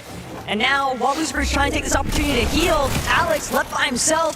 He's going to have to play support. He's going to have to try and prevent Clix and Lacey from pushing them entirely. And he's done enough. That's all he was really after, was just keeping Loser Fruit safe. Yeah, because you don't want to get stuck. This is 5th zone. This is the danger zone for when you want to start to position, maybe not take those risky fights, because if you go down, get reloaded back into this game, there's almost nowhere for you to land, or nowhere safe at that. especially for 7th zone. That's when reboots will be disabled. As Thomas, Somerset, 5 eliminations. A good portion of those were on Nekka at 30, as Reddish is now taking her share of that point gain, taking him down yet again. They're just trying to take that slow rotation. Even with launch pads around, they know it's too risky to expose yourself with the Mammoths, the Snipers, and how dangerous so many players are with their aim. Now, I like this from Thomas, just taking a lower elevation, using some of that natural map terrain, but when you see these pre-existing builds heading up to the high ground, you gotta be really careful. You never know what might be waiting for you. And Coyota actually gonna be the one with that mythic. Oh, sorry, this is dangerous scenes here, but Coyota doesn't get the opening shot he was hoping for. Shota now gonna look to try and back up his dual mate. Coyota trying to give chase, but he's just getting blocked off even from his own shots. He was able to land one shot, but just a little bit too late. Somerset's there. They're trying to alleviate some of that pressure, and he's being so quick and predictive, trying to capture off guard, but no, it's Thomas that takes the big shot. Lucky for him, already pre-popped the legendary slurp juice, so the shield can take some time to get back on up, but it's well on its way. Playing defensive from one end, but it's forced to leave Somerset in a 1v2 situation versus Coyota and Shota. But this is great work by her, playing defensive, making sure that it's not going to be a free push, which allows her to reunite with Thomas HD. The problem that Thomas kind of scoped out is Cold and Courage. They were just constantly spraying into where Thomas and Somerset were at. They're not going to allow them to key any further towards Coyota and Shota. It's just not safe. It's not worth the risk. Thomas knows better. And he's going to opt to just fall back, wait for the Lobby to kind of settle in a little bit deeper into the zone. And that's a scary box fight if you end up against Coyota. One of the few weapons in the game right now with that mythic charge shotgun that can actually hit a one pump. So you have to be careful, because that could have been a much different situation. Veno, Reddish, still going around the outskirts of the map, towards the outside, finding a lot of the different barrels that are left behind. The bigger the barrel, the more the HP, and that's something they're going to utilize in open water. This is very familiar scenes though for Veno. He loves his dead side rotations, and it's a good heads-up play. You want to stay away from where so much of the attention is being drawn more towards that center zone, and with the way that they're basing up on a little bit of elevation, they might even have a great opportunity to kind of just pick off some other late straggler rotating teams. Now the 6th zone, 50 seconds, and it will begin to close. So it's about 2 minutes, Taco, to reboots, or you can see in 45 seconds they're going to start to be disabled because it's already closing. Lacey's feeling the pressure. Now is not the time to go down. Ozzy's even pickaxing, trying to take control of these pieces. They know danger. They're moving around any one of these corners, and as soon as they drop down, they start to feel that feeling of safety, but it doesn't slow down there. They focus up the lobby as of now. They're barely getting just the smallest opportunities to try and restore some of that shield, but Clix, Lacey, they're just going to shockwave out. They're going to take their odds, just catapulting themselves further, but the lobby is not letting up. Clix so incredibly low. Lacey cracked as well, squeezing on the other end of things, but Blake, he sees the white ticks. He wants to keep barreling them with pressure, and Clix, Lacey, they are just at their wits' end. They're practically out of material. If anybody else even spots out the fact that they're under so much heavy fire, they might just look to steal this one away from the rest of the lobby.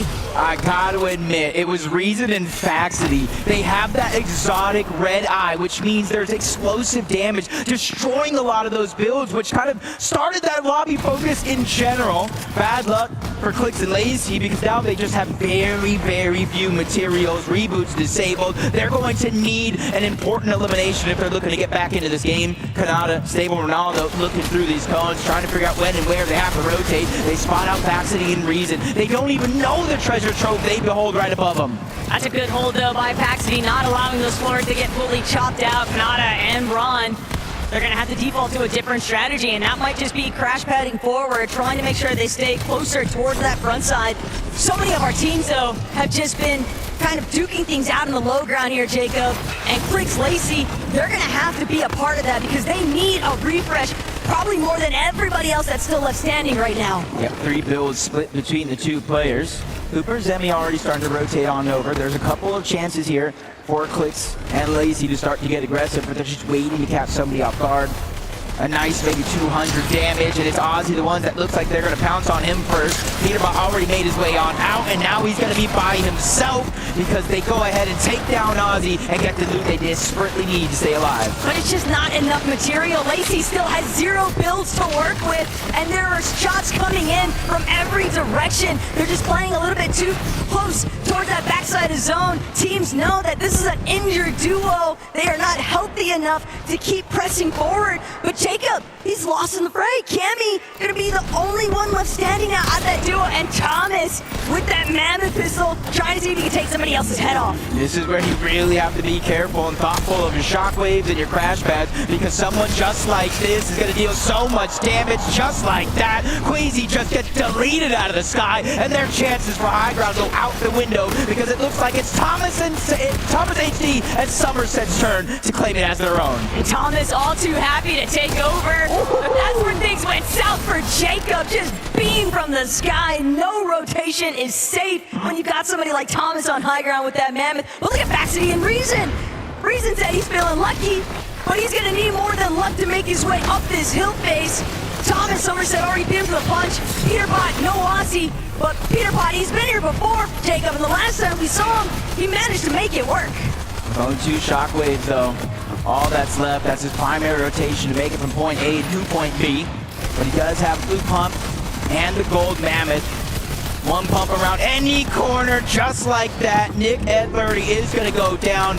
Another point for that elimination, but this is now top 10. Now every team that goes down, you get placements. But Seti, Daya, they were just sneaking their way up the hill face. Somerset, Thomas too distracted. They're dealing with Peterbot right in front of them, but Somerset crash padding up. Typical Gamer nearly getting taken out. Typical Gamer actually gonna force Somerset to drop ultimate low. No, she's gonna go try to go back up to her height, but Booga, he's already got control. Booga and Typical Gamer now fully taking over the high ground, and they gotta deal with Pete in the middle of it. He's ready to challenge solo, teammate. He's somebody that's willing to go and risk it all for what he wants. But Booga, TG, you see they're running out of builds. It's Typical Gamer taking the charge, leading the IGL, the tarping, but in comes Peterbot yet again, taking down the shields of Booga, but he is limited with his resources, only 3 builds, so he can't break down into an all-out fight. All the while, Seti Daya in the low ground. This could be the optimal position because the heavy work is being done for them. The lobby is thinning itself out.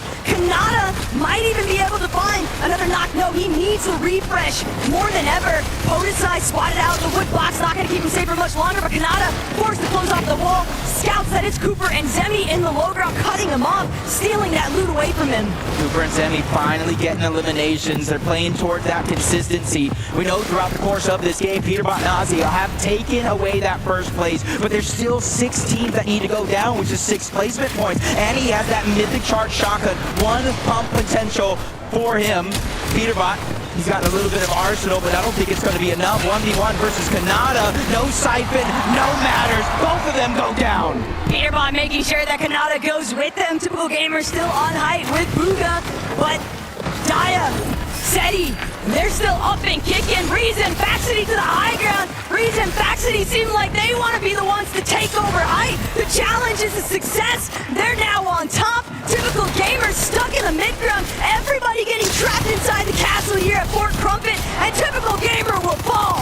There might have been over 4 million different timelines looking through, but this might be the one where Faxity, a late entrant into the competition, could come out, but he's having a couple of hiccups from up, down, left, right. His HP's out the window, but Cooper staggering himself back. His only chance was left of the Chug Jug. He has to figure out a way in because he's the only solo left versus Seti and Daya.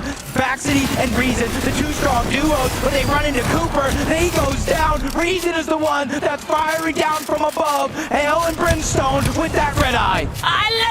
Like that! Faxity and Reason, they just need to close it. Reason gets the final blow, and Seti and Daya, they're out of here. Reason and Faxity, this is your moment. This is your victory royale. The brothers are on top. You said it yourself. He guaranteed 1. And that guarantee, that prophecy has just been fulfilled. We need to feel and see how they're feeling with Frankie. Why are you saying sorry to Reason, Faxity? Because he told me don't do anything stupid and I died. You got nervous. But Reason, you got the victory royale! Fucking go, man. Oh, I'm so happy. That was a nice win, but I told Vex don't do anything stupid, and he just jumps off height. By the way, Vex, you want to say it? What happened? Oh, shout out to Mark. We love you, bro. If you're watching from home, thank you. We're trying to win for you, bro. Yeah, and he is going to give you all of his prize money. He told me that earlier this week. Now stand up, boys, so everyone can see you, please, because everyone in the Galen Center obviously wants to give you their support right now. Reason, what was your reaction when you found out you were going to be playing with this man? I mean, I was happy. I like him. He's good. It was fine. And has he taken you by surprise? I mean, you just got a victory royale. You've only been playing together for a couple of days. No, he's been playing good. He's actually been playing good. I've been advising him a bit. He's good now. And in fact, I have to say one of the highlights of this entire event has just been watching your shenanigans on the internet. But you're showing you can also put your money where your mouth is because you're here with me right now. Have you got anything to say to people at home watching, supporting you? I appreciate you guys. We're going to try to win last game as well. Let's keep doing what we do. Do you think you can? Yeah, of course you can. Shout out to Germany, shout out to all my viewers, and nur der HSV. Dankeschön. I mean, he's one of the most popular streamers in Germany. I'm sure they're all wishing you well, even though it's past your bedtimes, Germany. Right, guys, we have got to take a short break. But when we come back, everything is going to be on the line. Don't go anywhere. Guys, give it up! Reason and Vaxity!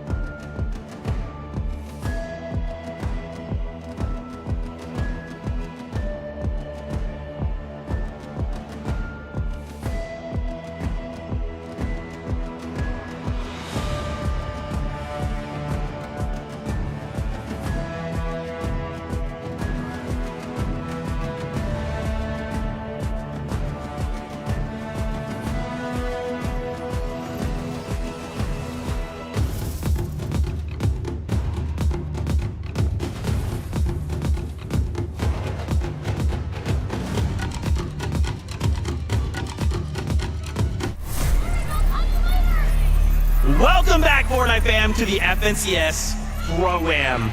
We've got a bit of a predicament on our hands. That's going into the last game. There's a 1 point difference between first place and second place. More on that in a second because we've got to highlight Faxity and Reason getting a victory royale. Bro, Reason opening that chest at the beginning of the game and the exotics pouring out. Jacob said, like, I don't even know how many zeros. The percentage chance is so small. And they literally take that on to getting victory royale. I mean, hey, listen, you find the loot, you make the most out of it, you go ahead and win the game. That's kind of like back-to-back games when you think about it, right? Pete getting that mythic pulse right from the last game, instantly switching over to a couple of exotics for Reason and Faxity to work with. They then win the game. That's what you love to see right there. You can see Faxity's reaction from where he limbed himself to fall damage, but hey, dude, it was meant to be. You talked about the odds of getting that loot. Reason was able to close it out. He said, you know, don't worry, I got you. I said don't mess up, and you went down to fall, but they still got the job done. That was almost career ending for both of them, right? a couple missed shots by Reason, but Faxity slipping up, you know. I was really concerned there for a moment because I was like, yo, Daya can clutch these situations. Yeah. You gotta be real careful.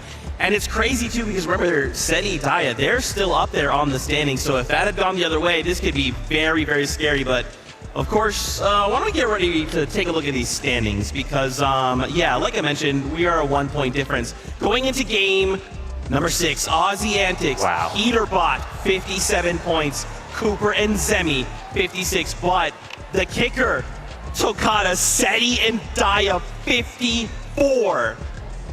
It's going to be absolute cinema going into this last match. 3 points is the difference from third to first place. You couldn't have asked for a better last match here at the Pro-Am. And not only that, Reason Faxity weren't even in top 10 going into that match. They're in 6th place now. You can see just how much that leaderboard can change in a single match. Crazy stuff. I mean, we got Peterbot storming to the top of the leaderboard. Obviously, very, very elimination heavy. Then you got Cooper and Zemi every single time we tune into an end game. They're there consistently. Going into the last game, Zeke.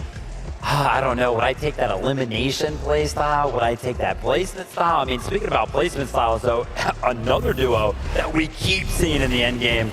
Seti and Daya. I mean, nobody was talking about them, and here they are, 3rd place. You love to see it. I mean, on paper, this duo looks insane. Global champion, Daya coming from a win at the Milk Cup, and now they have been incredibly consistent in Cammy Seti style, getting to that end game. I love to see them doing it as well with Daya and Seti. So close to getting that victory royale, but they still have one match to make it happen. Man, anything can happen. And keep in mind, we could just say, hey, why don't we just land on the top 3, right? Like, why don't we just take it invitational style, just end the tournament right here, right now? Peterbot is one that could do that, right? Like, with 3 duos going into this last game, all kind of battling it out. Y'all have to keep your eye on the elimination feed. You got to make sure you're following, okay, if one goes down, where's that other player? Are they safe? Because we need the reload. You've got to imagine, though, right? That's something that we've actually already seen. Game 2, Peterbot and Aussie trying to actually go over there, land on them, but it didn't actually end up working out. Is that going to kind of play a part into that decision-making? Like, oh, listen, we already tried that. Didn't work out. We should not do it again. That's the big question because there's 3 duos that are in that 3-point difference from first place. But if they all start battling it out at the start of the game and they all get eliminated, then it's free pickings for everyone else. I still am blown away by that exotic chest, bro. And the fact that Faxity and Reason got a victory royale. We have a listen in from that last game. Let's check it out. I'm up. Is he build fighting? Is he almost? No. How many builds do you have? I have 7. I have 10. 100? Right here, 100. Dead? Nice. I think I'm going for that. Yeah, go. Watch out, you don't get shot. Oh my god. I'm good. I'm front. Ready? They got each other. Sweet. I'm front. Nice. I'm front. Don't do anything dumb. I'm not. I fell. No. Come on. No, please. Come on, Razan. No. Come on. Bro, I'm telling you, like I said, you gotta be careful. Dia can clutch those situations, and for a moment I was like, no, it's over, Reason. But again, those exotics, bro, those exotic weapons, so rare, so powerful. I mean, that's just why we love Vaxi, right? I mean, the guy gets shockwave in his Storm by his teammate just laughing at it. He's like, he's having a good time. Said no worries. Look, they both kind of made a little mistake there, but hey, the win is what matters. Guys, the last game, the 2025 FNCS Pro-Am is ready. Who will take home the trophy for the last time today? Take it away, casters. This is ridiculous. Easily the highlight listening of the day so far, though. Reason and Vaxity, they might have brought it home in Game 5, but that leaderboard is entirely too tight for comfort, Jacob. It's a 3-horse race. I know we can honestly see one of the first times where the winner of the game wins the entire thing. That would just be the cherry on top, but I just love how close, how entertaining this entire thing has been. Look, if you're not excited after what just happened in Game 5 and even all the lobbies before that, I don't know what to tell you, because this is peak entertainment for both of us, especially. We've got the best seat in the house. Yeah, I just want to know, anybody in the chat, anybody watching at home, who is going to win? Who do you guys think? I'll be looking to see what names you guys are typing. Everybody in the arena, I think they all have their favorites as well. Peterbot fans, the Clix fans, and I want to see Clix. He already has one win today. If he can figure out a way to bring that back, who knows what can happen. Game 6 might just be absolute mayhem, though, because some of our creators, some of our pros, maybe they decide, hey, what if we just make some uncontested off-spawn fights, now some heavy slugger matchups? Anybody might just decide that they want to break out of the mold and do something different. It is Game 6 after all. Yeah, I want to see if maybe Cooper Demi, they were at the top spot at one point or another. They kind of lost it throughout the course of that last game to Peterbot and Ozzy due to their aggression, getting eliminations. But now that this is the last game, do we even see mind games happening with Peterbot and Ozzy? Maybe they don't get as aggressive because they know teams probably have to catch up to them? Look, Peterbot has been here so many times before. It is very difficult to really tackle what might be going through his mind currently, but if anything, I'm still expecting him to lead the charge. I'm still expecting him to just treat this like every other lobby before, and he might even take matters into his own hand and just look to be that difference maker with the off-spawn contest. Yeah, now as I keep thinking about some of these other teams, SETI and Dia going into this, I think they're probably one of the more consistent teams that we've seen make endgame after endgame after endgame, time and time again. And even Dia, they're having an opportunity to win it all. And I almost think anything other than exotic loot, Dia might win that 1v2. Oh, I don't want to say easily, because it's still Reason, right? He's still the pro player at the end of the day. But Game 6, everything on the line here. Let's see who brings it home.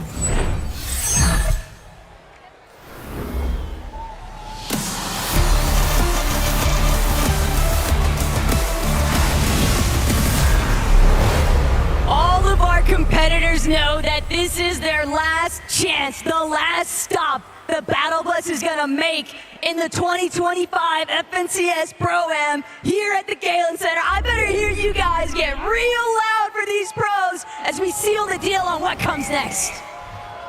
Things kind of staying the same over towards the Dirty Docks. All three teams landing here. Reason, Vaxity, they're landing towards the outside, just trying to get what scraps are left behind. You see some rare chests there, but Savage and Lachlan said, you know what?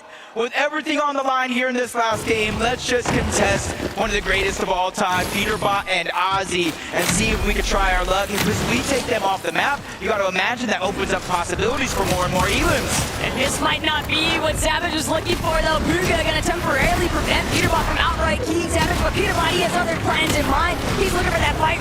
Regardless, Savage just trying to keep this wall closed off long enough, but Pete already immediately looking to take it. Savage scrambling, ducking every which way, but Savage, he just can't get the return blow he needs. Savage is gonna fall, and Peterbot's gonna let him know what's up. That's just disgusting. It was almost like Peterbot playing with his food with a couple of those edits. Instantly gets the upgrade with a shotgun. So now he's gonna have the Thunder with the red eye. They're saying, hey, just keep on coming. Savage gets reloaded right above. That's where they're gonna look up and try to land the shots, which is a little bit too late and slow to go ahead and attack that one. And that gives it up to Booga and Typical Gamer. Heads up play, though, from either Typical Gamer or Bruga. Not sure which one, but shooting shots to Peterbot so that he can't continue to try and apply pressure there. And poor Lachlan, he's just caught in the center of all of this. He can't even afford to leave because you've got Aussie up on heights at Slurpy Swamp. Savage doing what he can to see if he can finagle his way out of this one. But with two separate teams just hawking you down, what odds do you really have of making something out of this match? You almost just gotta hope Peterbot gets bored and goes and moves on to somebody else that could potentially get rebooted. Lachlan's only chance is just kind of hide and bunker down into that bush. Well, he gets found out, so his only chance went out the window. But luckily, he did buy enough time for Mr. Savage to get reloaded back into this game. Ready? Can't discount what Seti and Daya have been able to accomplish throughout the course of our lobbies today. 54 points going into this one. Alex brought to his end.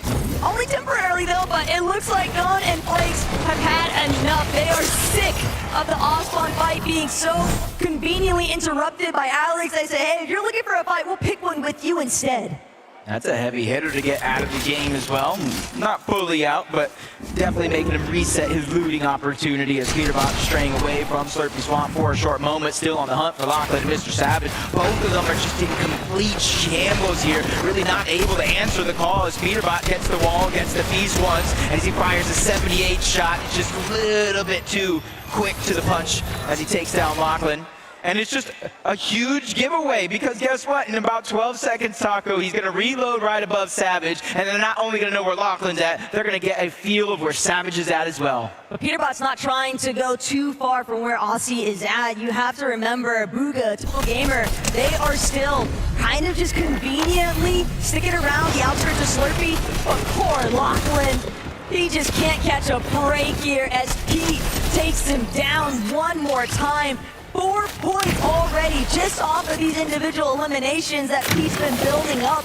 Zemi and Cooper, Seti and Daya just watching this elimination feed be highlighted with Peterbot's name off cooldown. It's got to start playing mental games with you. Already a 5-point lead over the competition of Cooper and Zemi. More so over Seti and Diaz. Kanata and Stable Ronaldo just below them, 4th place on the leaderboard. They're going to need a monster last game. I'm talking 20, maybe 25 elims and the win. What a way to start it off, though. Nice shots on the Cypher PK, and that's the first elimination in the books. Look, Kanata, all he wanted was South Zones, and I get that that hasn't necessarily gone in your favor, but Ron and Kanata are still here to play, Jacob. They are not giving up, and the expectations that they both set for themselves, and they're strong competitors, and they're strong-hearted competitors at that.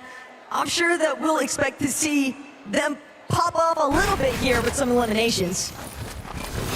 Disaster continues for Lachlan as he goes down again. You see Mr. Savage just outside on that mini-map, just trying to get him back into the game as Nikov, Podesai, making their rotation away from that booming base, that uncontested drop that they've had throughout the day. They're just waiting. 12 seconds have passed since Lachlan was down, so he gets reloaded back in the game, and that's a lot of information being given up, and instantly Podesai and Nikov are going on the chase. But this is exactly what the Gentlemates are going to be forced to do. They know that they're going to need more than just a strong placement to close things out. If they really want to play leapfrog with the leaderboard position, they're going to need a good chunk of eliminations to go with it. Yeah, as of now, I do believe they're, about 19 or so points down from Peterbot and Ozzy, and that's including some of the eliminations that we've had in this game so far.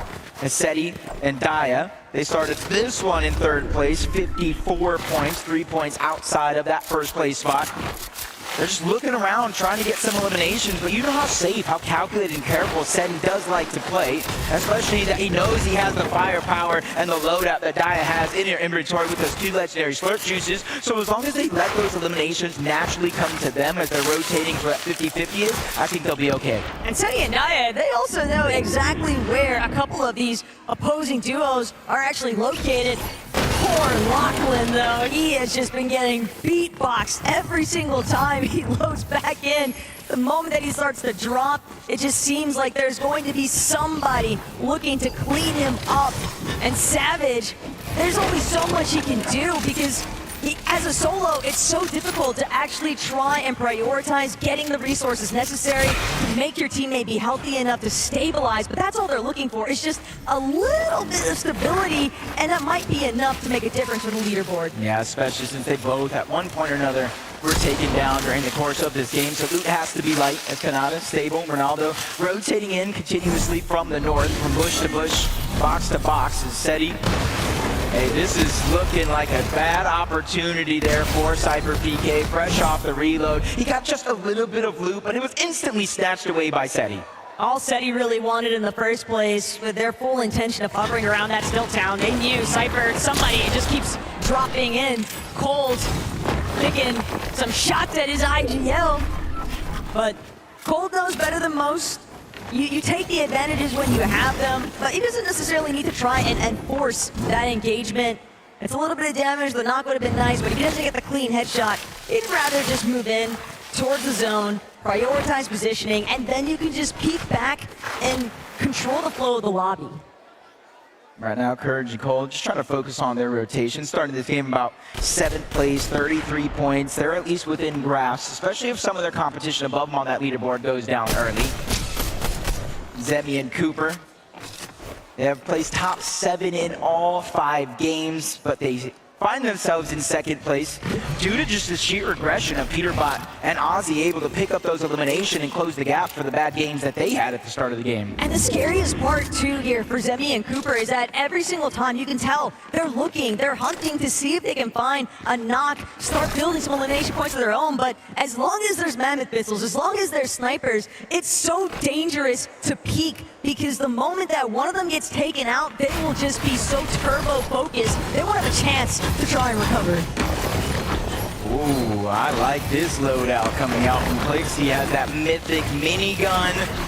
In reload, when you're almost essentially box to box away from so many other teams, all it takes is someone like Clix and this loadout to start a lobby focus.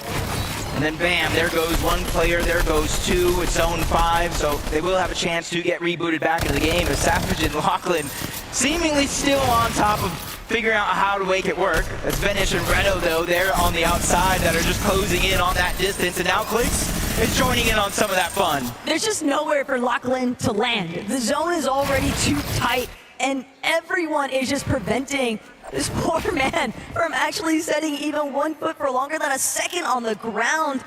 And Lachlan, he might as well almost be forced to wait until the reboots turn off, because when that actually closes off, that will be the real green light for Savage. Okay, I'm fully a solo, but Savage is probably already playing like that. Yeah, and he's just getting chased back there yet again. This time he was able to survive, touch the ground, but not for too long, as Veno and Reddish were able to clean that one up yet again. There's just a lot of pressure being put onto Mr. Savage into this last game, because even though reboots have not been disabled just yet, where is Lachlan going to land? He can go deep in his own, but he's going to have to make his way out eventually. But look how Peterbot and Aussie, they just kind of creeped up a little bit onto this hill face that's just a little bit below where Veno and Reddish are at. A lot of shots being fired, and Peterbot knows everybody's so distracted behind them, they can just look a completely different direction. And Zemi with no Cooper, this could be absolutely disastrous here, Jacob. I think Zemi knows what he's doing though. He knows exactly what he's doing. He stopped rotating, boxed up immediately, knowing that they have to reach zone. So why not use this time to let Cooper reload back into this game, get as much loot as possible, because you can't really go loot for it, and maybe drop what he has. But you're seeing how Cooper went down into the first place, the crash pads. A lot of these players have those audio visuals, but guess what? With the crash pads, you see nothing. Just menacing by Kanata. Pretty much Goomba stopping Cooper. And that's going to be a steep uphill battle for Zemi and Cooper to try and tackle. Clix and Lacey at Mythic is just going to be very detrimental for so many teams caught behind them too, because players are going to try to seek out that elevation point that Clix and Lacey are on, and they just have the ultimate cutoff. Queasy and Nick They're the ones that are on the high ground. 4 now, 6 zone, relatively early, especially since we're gonna rotate around the map here in a couple seconds. And man, that is a max pull for a good portion of the lobby, including second place Zemi and Cooper. Zemi has no builds. Oh, no. Zemi has 0 material, and it's really only just begun. Clix and Lacey, sure we might be looking at them currently, but for the top 3, Zemi, Cooper, they're already having to function with all odds against them in terms of challenging for that first place position on the leaderboard. They're getting challenged not just on the top side, but for their second place spot as well. Seti and Daya have just tied them on 56 points. The only thing holding them above is that victory royale that they got in game number 1. And that's how close this leaderboard is. Those small differences, the tiebreaker scenarios could play a role. As Queasy trying to lead the charge. He's going to go first, grab the high ground as Cooper grabs that important elimination onto Captain Shota. That was huge for Cooper and Zemi. Anything to kind of stem the bleeding that this duo has been dealing with. They have just been getting completely forced out of so many of their resources. So even the smallest lifeline can have a huge impact, but they still have so much left to tackle here, Jacob. He's still picking up some eliminations as well. Squeezy getting 4 for himself. Him and Nick once again having an amazing time on that high ground, and hopefully they can hold on to it though. They do have the crash pads and a lot of players down below. We've seen the shockwave plays time and time again as Peterbot picks up his 5th elimination by itself. 6 of the team as him and Ozzy focus Kanata and Ronaldo towards the backside of the zone. And Peterbot, the fact that he's rocking those double chug jugs, that is a sight to behold. Obviously, the other competitors aren't fully aware of that fact like we are, but Pete's already aggressive in his own right. Having the double chug jug already unlocked for him just means that he can choose to go for those solo pushes and just trust Aussie to play supportive measures or defensive measures. His objective right now is survive. Just like Clix, and he has to do it by himself as a solo. Not sure how Lacey went down, but he is out of this one. Joining everybody else watching this one, seeing how Clix is going to get out of this tough situation. He does have the Mythic minigun, but Toyota's there on the other side, pressuring him. You added the shockwave, all those builds come crumbling down. It's a tough situation for anyone to be in, let alone a solo. But Pete, he's just got so much material, he doesn't mind giving up a little bit. But Aussie, he's been picked off from behind him. Peterbot now trying to see if he can actually dart his way back, but he can't get to Aussie's body in time. He's been cleared out the high ground. The real reason why Aussie couldn't make that rotate next to Pete, Queasy, and Nick at 30. They're still in control of fight 2, just launching themselves to the next front side of zone, and that's gonna force Peterbot to drop yet another layer. And you see they didn't even tarp on over, not trying to have too many weak points for them, only build out when they have to, and Jacob gets eliminated down below. Top 12 situation here, placement points don't come in until 2 more teams do go down, but they're still holding on to it with every fiber of their being. Nick at 30 and Queasy, this might be the time that they have high ground and close it out. Clix is just so trapped in the backside of zone, barely managing to make it in off a sliver of HP, but Nick, Peterbot now continuing to just try and see if he can create any form of space for himself. He spotted out Thomas, but not sure that he's completely sold on actually taking this fight up close just yet. Peterbot gets a tag, but it's not a big enough one. He's going to use that grappler instead to move on forward, but he's got to be real careful. There are so many players starting to build a congestion on his layer. And if Peterbot were to fall here, he has a little bit of a cushion that Zemi, Cooper, Seti, Daya will have to overcome, and even one more point being cleaned up as he gets the elimination on to Clix. That's 6 solo eliminations for Peterbot. Him and Ozzy have 7 overall, and they're trying to continue to increase that lead. And you're seeing our top 3. Seti is down by himself. He's feeling that same pressure that Peterbot is. But wait a second, Zemi, Cooper, they might have just been reintroduced to this winning conversation. Seti getting sent so far outside into the storm, he's gonna have to use his chug jug way too early. Valuable seconds being ticked off here now. Trying to crank back up, trying to shockwave back to the zone. He does manage to make it, but only 20 left on that chug jug. Cooper loses Zemi though. Cooper's got to do this all by himself. Luckily for Cooper, though, who does have med kits, the legendary Slurp Juice, different options here. Everybody in our top 3 are now officially solo players trying to hunt here. basically trying to outmatch each other. Now placement points are starting to come in. Top 9, top 8 as another one's going to fall. That's Somerset that gets taken down. Kanata is now out of this game. The players are now getting closer and closer here toward the end game where our final 3 could face off. But that elimination that Cooper just got onto Queasy, that might just be enough time. Cooper doing what he can to try and see if there's any spare heals that he might be able to find back. So with Peterbot takes out Seti. Seti and Daya, they're no longer in the conversation for first. Peterbot trying to hold strong to their position, but there's still other players to deal with. Cooper also doing the same on the low ground, and Peterbot's out of here. Cooper has the opportunity of a lifetime here to bring this one home. He needs placement. He needs eliminations. It's his chance to put up some big numbers here in the final game of the day. But he finds himself in a 1v1, v2 situation here for our final 3 players left in the game. And the duo, EU's finest, Podesai and Nikov, going against Gone. That's the solo player who shockwaves towards the top, tries to fire a shot as he drops down low. Cooper's just letting them handle things. He said free placement, I don't mind. Cooper, he might be looking to even try and send somebody back into the storm. He's got 5 shockwaves. He can buy himself a little bit of time. He's going to go straight up. He's going to throw that shockwave out, but it's not going to connect.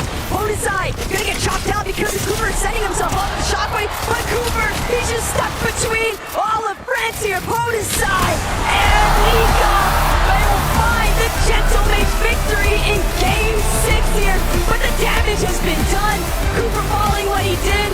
Your FNCS 2025 Pro-Am champions are decided. Peterbot and Oxyantics. One full day of competition, Taco. 6 games. You got Peterbot, reigning defending global champion. You got Ozzy, one of the biggest faces of competitive Fortnite. They went ahead and dominated with multiple eliminations. They got a victory royale. That's why your FNCS Pro-Am champions, Ozzy and Peterbot!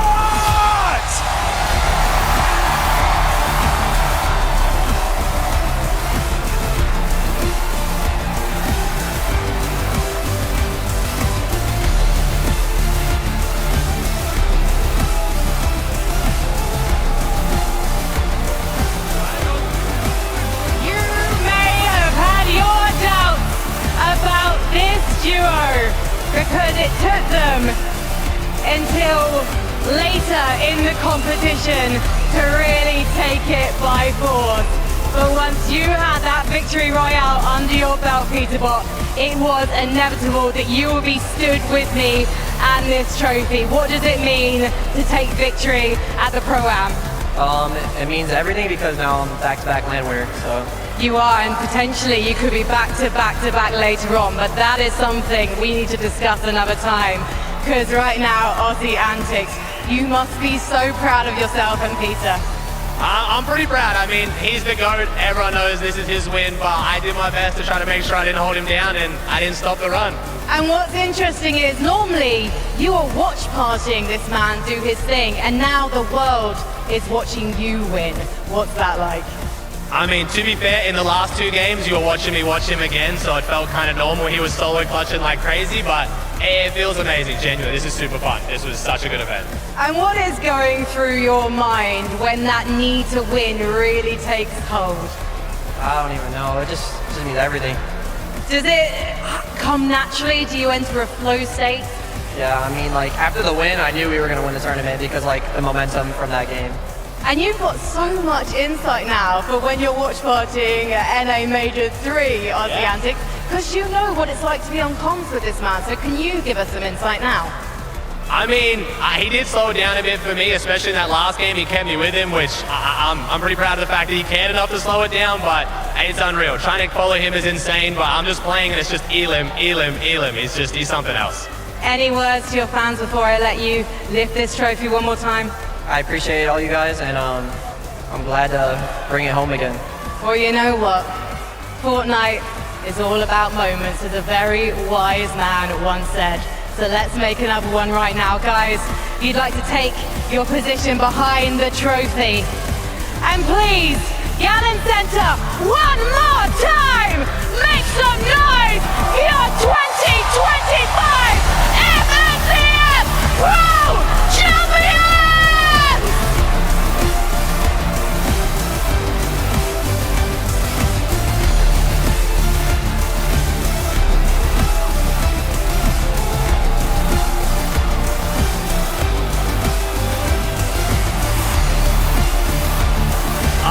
cannot believe it, guys. Guys, throw these headsets on. Come here, Ozzy. Come here, Ozzy. Wow. To think, Ozzy, we've been friends for a really long time.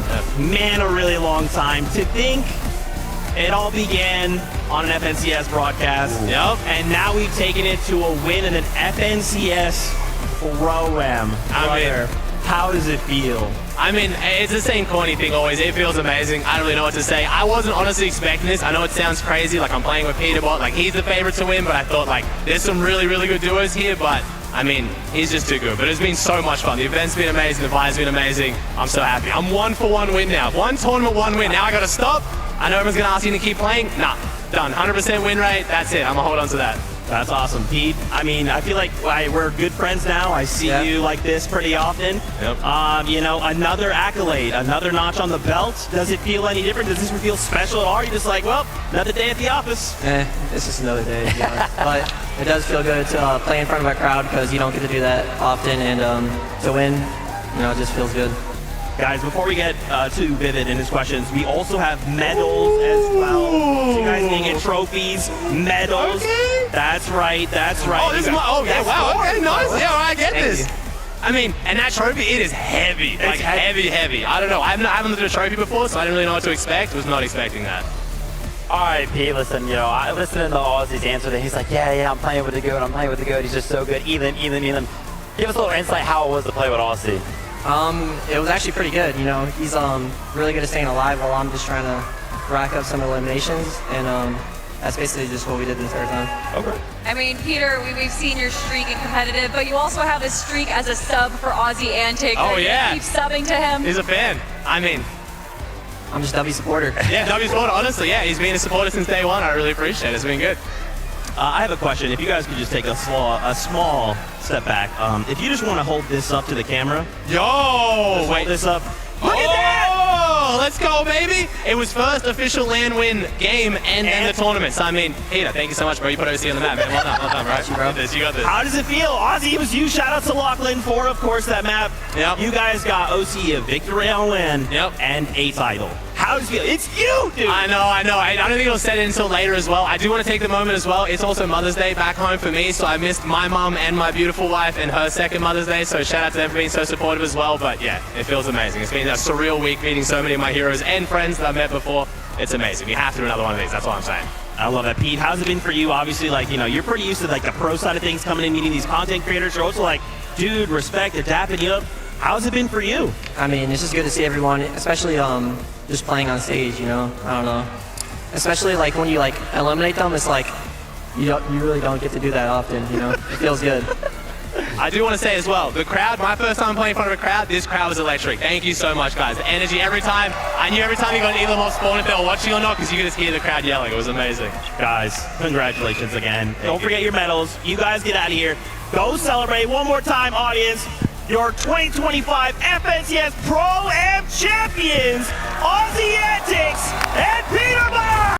You can say it's like, I kind of just expected Pete to come in and be like, yeah, 20 elimination bombs, and that didn't really happen for the first 3 games. But then the second half, he came alive. But I'm really happy that he gave one of the answers, right? He was like, oh, listen, after we got that game win, I knew I was winning the tournament. And that's kind of what I was alluding at before. I was like, listen, we haven't really seen a Peterbot-esque game. And as soon as that one happened, as soon as they won that game, even he himself being confident, I was like, yeah, they're back towards the top of the leaderboard. The momentum's there. They went ahead and carried it all the way through Game 6. Champions, Ozzy Antics and Peterbot. Now, Ozzy understands the story that goes behind esports, and maybe beforehand he was like, hey, listen, Peterbot, we gotta make it look good, okay? We gotta make it look close. So these first 3 games, let me take it a little bit easy, okay? No, honestly, I think that they were probably in that halftime show really talking about their strategy, because you could see a switch go on in game 4 through 6, and that is what makes or breaks these pro players, being able to see what they're kind of falling short on and changing that on the fly.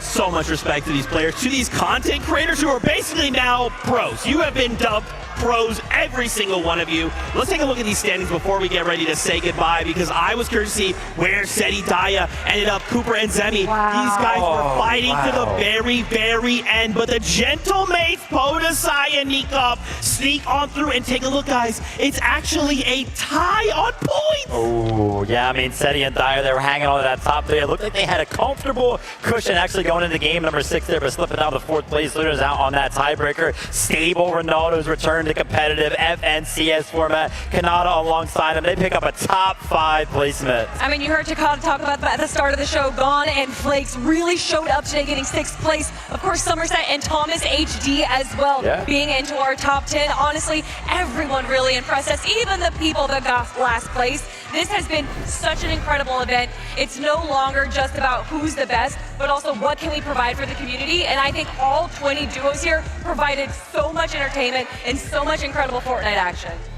You know, sometimes it's about entertainment, sometimes it's about Faxity being a sub, sometimes it's about opening a chest, 0.1% chance, sometimes you just gotta be Peterbot, and you can still provide entertainment. Friends, we are basically done with the FNCS Pro-Am. Why don't we bring up our friends up here? We got Tokata, we got Frankie, we got the best taco. Where's Jacob PR? They're gonna make their way up here as we prepare to say goodbye. Man, the Pro-Am delivered, but there's still a competition to be had. This is but a taste of what the Global Championship will be like. We still have Major 3 on the horizon and more spots to claim on that battle bus going to Global. So will be the next time we'll see you. Major number 3. Until then, as always, we love you. Keep yourself safe. We'll see you on that battle bus.